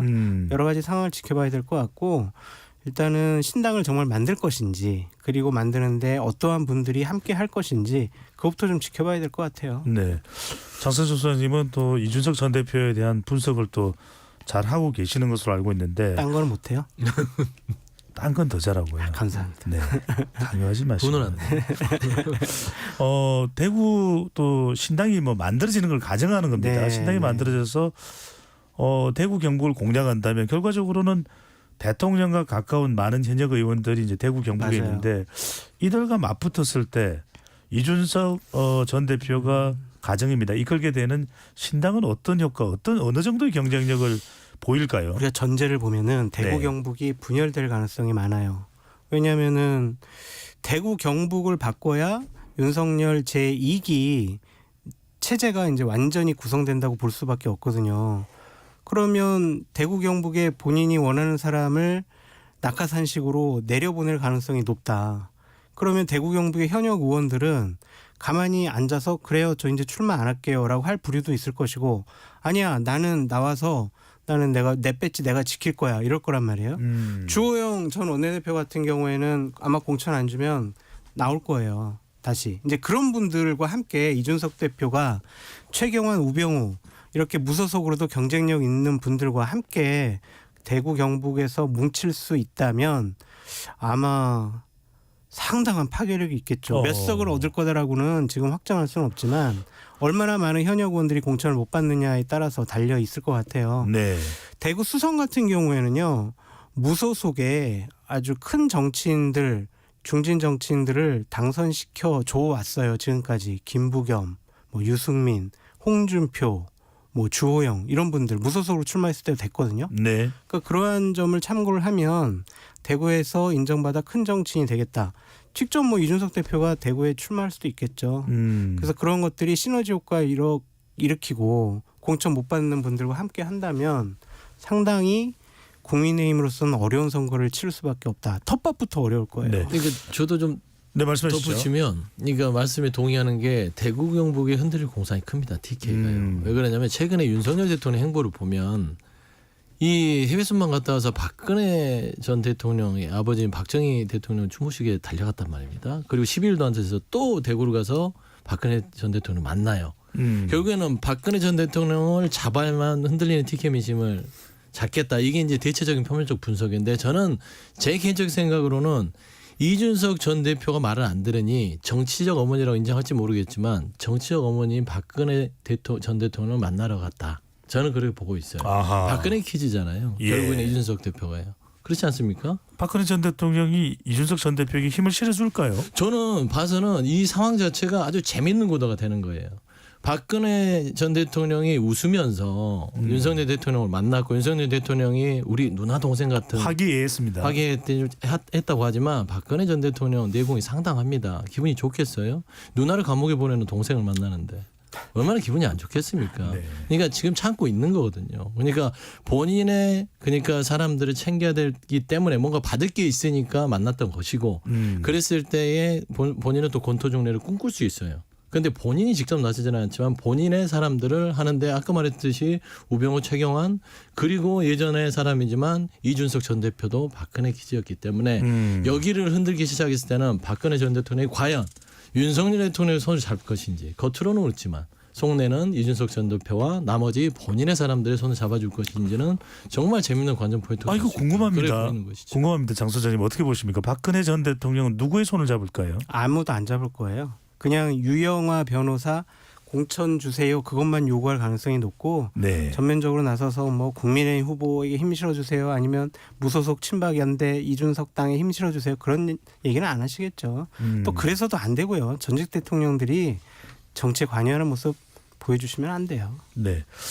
장 소장님께 짧게 하나 좀 팩트 체크도 하고 하나 여쭤보면, 유승민 아까 전 의원 이야기하면서 유승민 전 의원이 지역구가 수성구였던 적은 있습니까? 동구에서 동구죠? 나왔고, 네. 무소속으로 아마 2016년에 수성에서 당선됐을걸요? 무소속으로 출마하지 않았나? 네. 무소속 출마했습니다. 네, 무소속 20대 때. 네, 수성구인지 2016. 여부는 정확하게 좀 알려드려야 되니까 확인해 보더라고요. 네. 자, 일각에서는 이준석 전 대표의 향후 경쟁력을 좋게 평가하기도 한데, 또 일각에서는 뭐 이게 이제 방송용으로 체크한지 모르겠습니다. 싸가지가 없다. 네. 뭐 이런 이야기를 하면서 또 안철수 의원하고 이렇게 굉장히 또 서로 간에 불구대천에 뭐 앙금이 있는 것처럼 행동하는 부분에 대해서 부정적인 평가도 나오는데, 옆에서 지켜보시기에 어떻게 보시는지. 예의 없고 싸가지 없죠. 그런 부분 지적당할 만합니다. 그것과 이준석의 정치적인 역량, 정치적인 미래, 비전, 명분 이런 걸 싸잡아서 공격하는 수단으로 너는 예의가 없어, 너 왜 인사 안 해, 이런 식으로 공격하는 것은 말이 좀 안 되고 과한 것이다. 정치에 있어서 물리적인 나이가 그 사람의 정치적인 역량을 좌우하는 것은 아니라고 생각이 들거든요. 이준석 대표가 안철수 의원이랑 같이 뭐 다른 장소에서 다른 방에서 밥을 먹고 나서 그렇게 조용히 합시다 이렇게 하지 말고, 끝나고 나서 문 열고 얘기 잘 들었습니다, 밥값은 제가 계산하고 갈게요, 이러면은 훨씬 더 좋았겠죠. 근데 그러지 못했다고 그래가지고 역시 이준석은 싸가지가 없어. 그러니까 너는 정치할 자격이 없어. 너 같은 사람하고 누가 정치하겠어? 이런 식으로 논리적으로 비약을 하는 것은 자격지심이 있는 분들의 그냥 과도한 공격이 아닌가라는 생각이 있습니다. 이준석 대표도 뭐 되돌아볼 만한 일들이 많이 있겠죠. 어느 정도는 그렇게 볼 수 있는데 과하게 해석하는 건 평가하는 건 그러니까 좀, 이준석이 잘못됐으면은 이준석의 어떤 메시지, 정책, 정치적인 비전 그것과 논쟁을 붙었으면 좋겠어요. 알겠습니다. 태도를 가지고 이준석 너는 정치할 자격이 없어라고 얘기하는 건 좀 과해요. 네. 유승민 전 의원이 출마를 해왔던 지역은 대구 동거리 맞는 것으로 확인이 됐고요. 자, 민주당 이슈로 넘어가 봅니다. 네. 최근 들어서 민주당이 잘 안 보인다. 민주당 이슈가 나왔습니다. 이재명 대표가 333 전략을 했는데도 별로 이렇게 조명을 못 받고 있다라는 상황에서 자, 오늘 오후에 이제 결정이 된다고는 합니다만 이동관 방송통신위원장 그리고 한동훈 법무부 장관에 대해서 탄핵을 추진하겠다 이런 얘기가 나오는데 일각에서는 정책을 내지 왜 탄핵을 자꾸 내느냐 이런 지적도 나옵니다. 어떻게 보십니까? 정책 냈는데요. 정책 많이 내고 있고요. 네. 지금 민생 정책에 대해서는 그 트랙으로 가는데 원래 지금 총선 시즌이 되면 정책이 잘 안 보여요. 333을 내든 뭐 444를 내든 337을 내든 잘 안 보이긴 하지만 정책이라는 건 꾸준히 쌓여가듯 가기 때문에 그 부분은 진행하고요. 탄핵 부분은 일단은 어제 이제 의총이 열리긴 했는데 의총에서 이동관 방통위원장에 대한 탄핵 소추에 대한 의견들은 거의 뭐 중지를 모았다고 제가 확인했습니다. 그리고 네. 나머지 이제 검사 탄핵 부분에 있어서는 조금 이견들이 있어서 오늘 의총에서 뭐 의결을 할 것 같은데요. 뭐 무난하게 이제 이 부분은 꼭 가야 되니까 가는 거예요. 정치적 의도가 있는 것들은 아니어서 특히나 이동관 방통위원장 같은 경우는 짧은 기간이지만 너무나 많은 좀 직무 범위 이상의 일들을 많이 했어요. 그래서 이게 이 탄핵의 이유가 차고 넘치기 때문에 아마 오늘 탄핵 소추 발의가 될 것이고 뭐 본인의 행동에 대해서 책임을 지는 것들이 고위공직자의 어떤 자세 아니겠습니까? 그래서 거기에 대해서는 뭐 이런 지하에 뭐 변명 없이 민주당의 어떤 탄핵 부분에 대해서는 판단을 받아봐야 된다고 보입니다. 네, 죄송한데 민주당 정책 하나만 말씀해 주실래요? 네. 뭐가 있는지? 저 한 번도 최근에 들어본 적이 없어서. 좀 다양하게 지금 하고 있습니다. 네, 알았습니다. 예. 최근에 뭐 관련된 뭐 여러 정책들도 저희 설명하면 제가 한 30분을 잡아먹어야 돼서. 예. 자, 또 하나 여쭤봐야 될 부분이 뭐 마지막 질문이겠습니다만 국회 본회의에서 오늘 통과 가능성이 높은데 노란봉투법과 방송 3법 자 본회의 상정하는데 일단 본회의에서는 통과될 가능성이 높은데 그렇죠. 결과적으로는 대통령이 거부권 행사 가능성이 상당히 높다 이렇게 전망되고 있거든요. 윤재욱 원내대표가 제2 요구를 하겠다라고 하는 것을 보면 거부권을 요청할 것 같습니다. 이 부분은 어떻게 보십니까? 이제 뭐 뭔가 이게 정부가 받아들일 수 없는 또 법안이다라는 판단이 있겠지만 상당히 여론의 부담도 있을 텐데요. 저는 민주당을 좀 비판하고 싶어요. 그토록 좋은 법안이고 절실한 법안이었으면 왜 문재인 정권 때는 안 했느냐. 그 당시에도 이 법안 통과시켜야 된다는 목소리가 많았는데 안 했잖아요. 그랬는데 지금 와가지고 윤석열 정권 들어서니까 이거를 한다? 이거는 좀 뭐 모순된 행동 같아요. 좋아요. 그러면은 과거에 반성부터 좀 하고 이 법안을 우리가 꼭 통과시켜야 되는 명분과 논리에 대해서 국민들께 설명을 해 주시든지 아니면 어쨌든 국정 운영을 하고 있는 국민의힘에서 반대하고 있으니까 조금 더 원내대표들끼리 아니면 정책위의장 같이 모여서 논의를 하는 게 좋지 이렇게 힘자랑하는 것은 조금 그렇게 썩 좋아 보이지는 않습니다. 일단은 뭐 빨리 제가 이제 뭐 설명을 좀 드리면 노란봉투법 방송법 3법 부분에 있어서는 문재인 정부 때 왜 처리하지 않았냐 이 부분에 대해서는 좀 반성할 여지는 있다고 봐요. 그럼 반성만 하세요. 해야 되는데 저는 봐서 노란봉투법 같은 경우는 코로나의 어떤 그런 여파 때문에 경제와 방역 두 축을 가다 보니 기업에 대한 어떤 경제활동 위축 부분 때문에 좀 논박이 있었어요. 그래서 그 노란봉투법을 미뤄왔던 게 있었고요.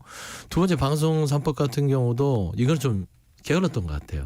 그때 좀 처리를 했어야 되는데 네. 이제라도 아니 20년 집권할 근데 거 생각해서 그런 거 아니에요? 그걸 깨닫고 진행을 한다고 하면 그 부분에 대해서 여당이 반대할 필요가 없지요. 보면은 지금 말씀한 대로 또 모순되는 것은 여당에서 그렇게 문재인 정부에서 필요한 것을 했으면 여당도 이게 민생법이고 하면은 같이 동참해서 가야 되는데 통과도 되기 전에 거부 행사한다는 자체는 입법권을 포기한 행태다라고 보는 것이고 노란봉투법만 잠깐 얘기하면 기본적으로 행정과 사법 자체는요. 네. 억울한 한 사람을 지키기 위해서 있는 것이잖아요. 노란봉투법도 다양한 얘기가 있지만 억울한 노동자 한 사람이 생기지 않도록 하는 법이다라는 차원에서는 이거는 자유민주주의를 표방하는 정부에서는 해야 된다. 그런 말씀입니다. 알겠습니다. 정치는 참 길었습니다. 답을 얻는 문재인 정권은 자유민주주의 정권이 아니었어요? 쉽지가 않네요. 자, 서영주 민주당 상근 부대변인 장성철 공론센터 소장과 함께했습니다. 두 분 말씀 잘 들었습니다. 감사합니다. 네, 감사합니다.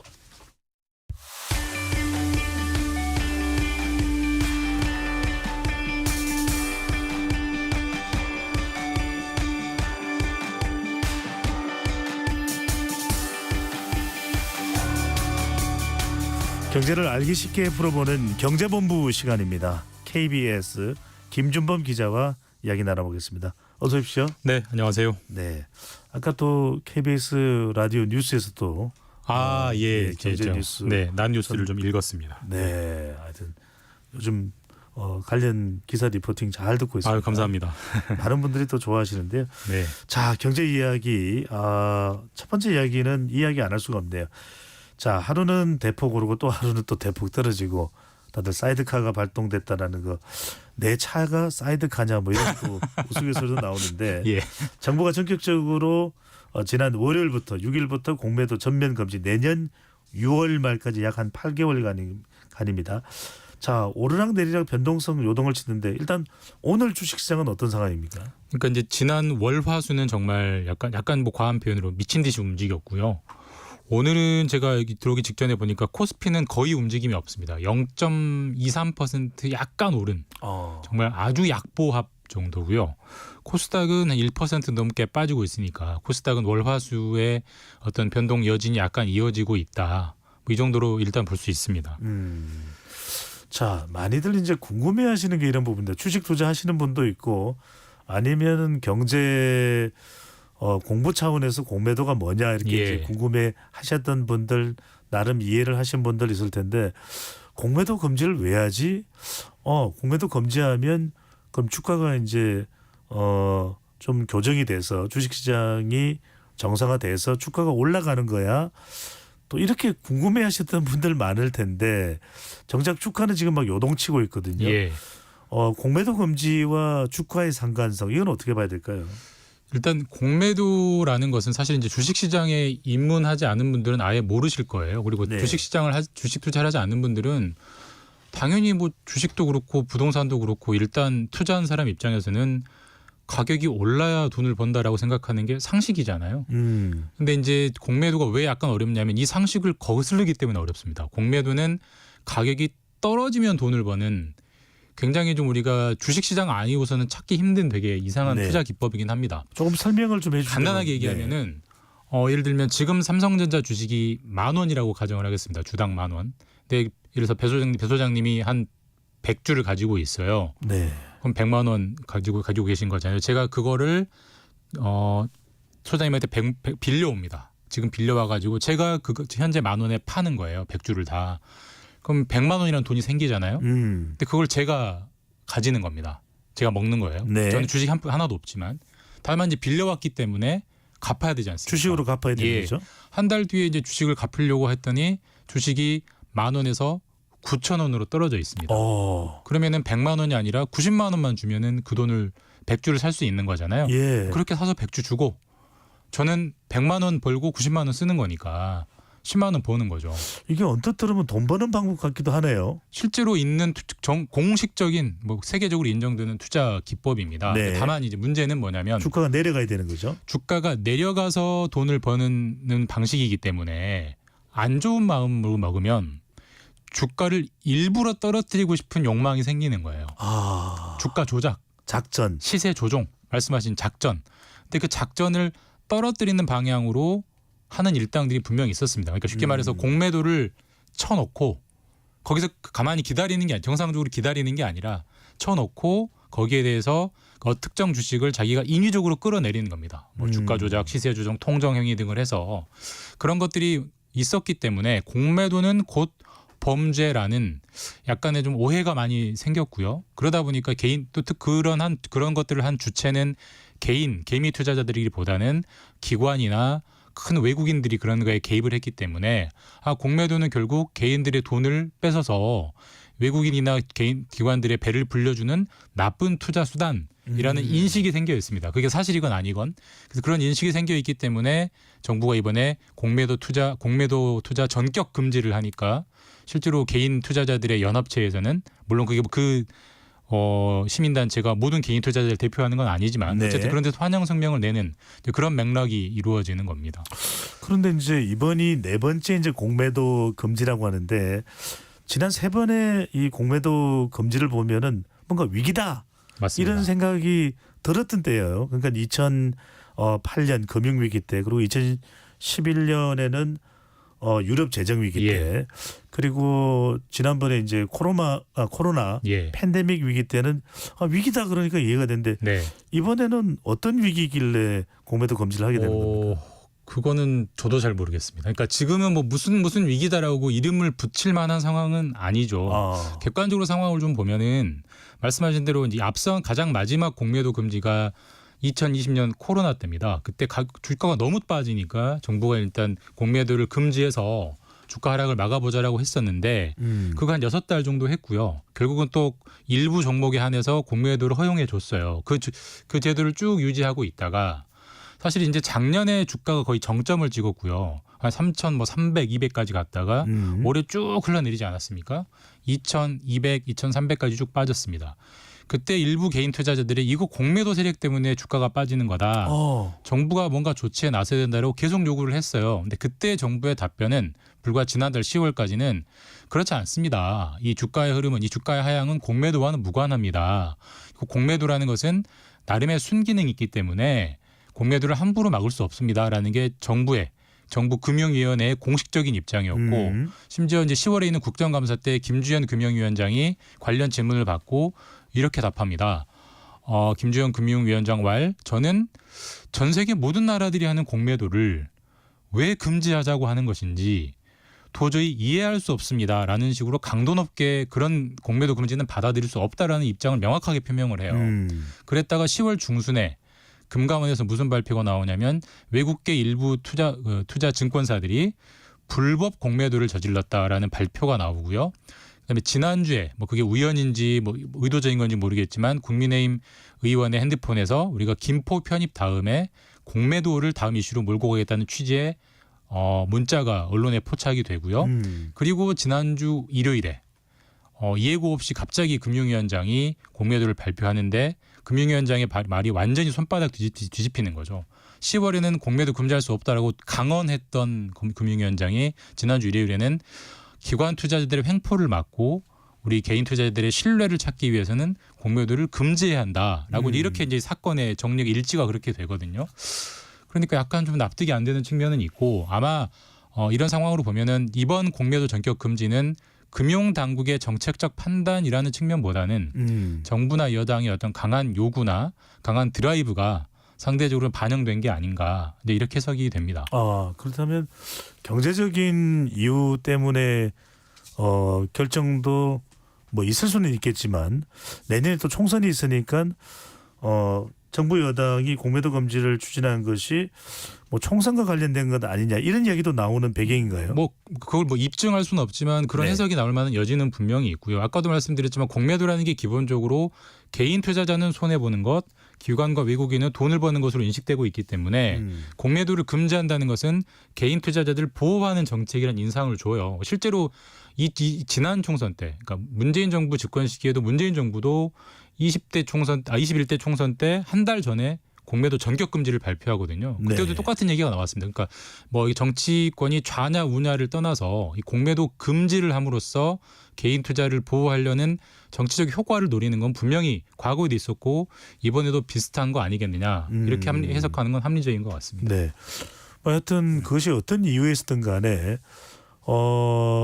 법적으로 문제가 공매도 거래 상황에서 발생을 하고 또 그것이 또 개인 투자자들에게 피해가 간다면 심리적이든 어쨌든 공매도 금지도 뭐 필요는 할 텐데 실제 여러 번 범죄에 악용된 적은 있다면서요? 맞습니다. 아까도 말씀드렸지만 공매도를 치면 일단 그 세력은 그 주가를 떨어뜨려야 돈을 버는 동기를 갖고 있기 때문에 정상적으로 떨어졌을 돈이 버는 건 투자인 거죠. 근데 인위적으로 떨어뜨려서 부당한 방법으로 수익을 취한 사례들이 분명히 있습니다. 그게 플랫 한 가지가 있고 또 한 가지 문제는 외국인 투자자들이 많이 하는 기법인데 이제 약간 공식 용어는 무차입 공매도입니다. 그러니까 공매도를 하려면 아까 제가 예를 들었지만 소장님한테 주식을 먼저 빌려서 그거를 팔아야 되잖아요. 그러니까 차입을 하고 팔아야 돼요. 근데 무차입 공매도는 주식을 남의 걸 빌려오지도 않고 빌려왔다라고 주장을 하면서 먼저 팔아버리는 겁니다. 그럼 빌려오지도 않았기 때문에 갚을 의무도 없는 거예요. 아니 그게 시스템상으로 그 빌렸는지 여부가 확인이 안 되나요? 확인이 안 됩니다. 그게 사실 지금 예를 들어서 이 많은 투자자들이 정말 주식을 빌려오고 공매도를 치는 것인지 빌려오지 않고 공매도를 치는 것인지를 전산상으로 확인할 수 없기 때문에 지금은 그냥 공매도 하려는 투자자가 나 주식 한 10,000주 빌려왔어 라고 주장하면 증권사에서 인정을 해주는 그런 방식으로 가고 있어요. 근데 그게 우리나라만 확인이 안 되는 거냐? 그게 아니라 전 세계 거의 모든 주식시장에서도 거기서 다 공매도 하고 있는데 거기서도 이렇게 공매도를 정말로 주식을 빌려오고 공매도를 하는 것인지 빌려오지 않고 하는 것인지는 거기서도 확인은 안 돼요. 그럼 거기서는 공매도 범죄가 안 일어나는데 왜 우리는 일어나느냐?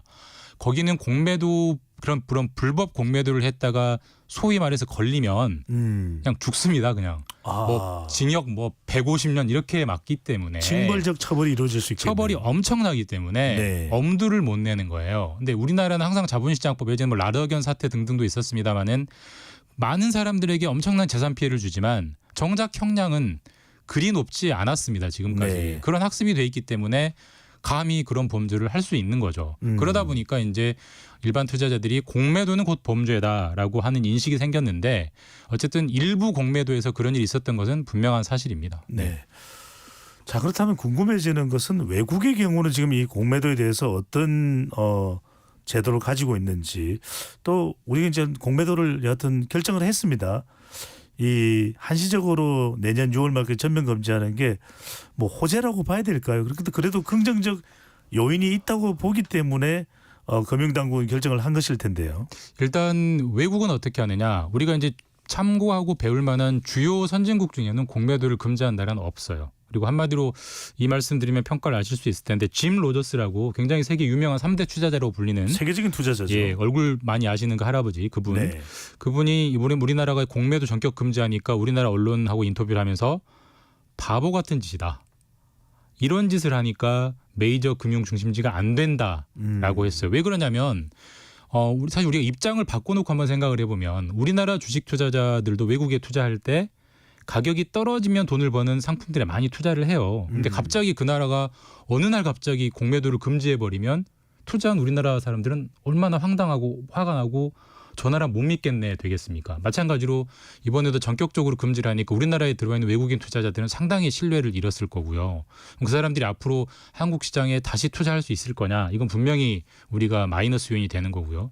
어쨌든 이제 8개월 동안 금지를 하기 때문에 뭔가 개선책을 찾으면 그나마 이제 다행인 건데 개선책은 아까 말씀하신 정말 이 사람들이 정상적인 공매도를 하는 것인지 정말 주식을 빌려놓고 공매도를 치는 것인지를 다 확인할 수 있는 시스템을 갖춰놓고 내년 6월, 7월 1일부터 재개한다면 분명히 이런 문제들이 개선이 될 텐데 아까도 말씀드렸지만 그렇게 하는 나라가 어디에도 없고 사실 우리가 그 수많은 외국계 증권사와 그 수많은 개인 외국인들까지 그걸 일일이 그 시스템에 등록하게 한다는 게 현실적으로 가능할 것이냐 이런 회의적인 시각도 있기 때문에 하기에 달렸다라고 볼 수 있습니다. 사실적으로 뭐 보완은 돼야 될 것 같고요. 딱 한 말씀만 개인 투자자들이 이럴 때 여러 가지 변동성이 공매도 금지 이후에 더 이제 심해질 텐데 어떤 점을 딱 한마디만 주의를 해야 될까요? 공매도를 금지하면 주가가 오를 거다라는 것은 잘못된 착각이고요. 실제로 월요일 날 오르고 화요일 빠졌잖아요. 그것 때문에 주식 투자를 결정하시는 것은 금물이다. 라고 볼 수 있습니다. 알겠습니다. 지금까지 김준범 기자와 이야기 나눠봤습니다. 오늘 말씀 감사합니다. 네, 저는 내일 날 12시 20분에 다시 돌아오겠습니다. 여러분들 고맙습니다.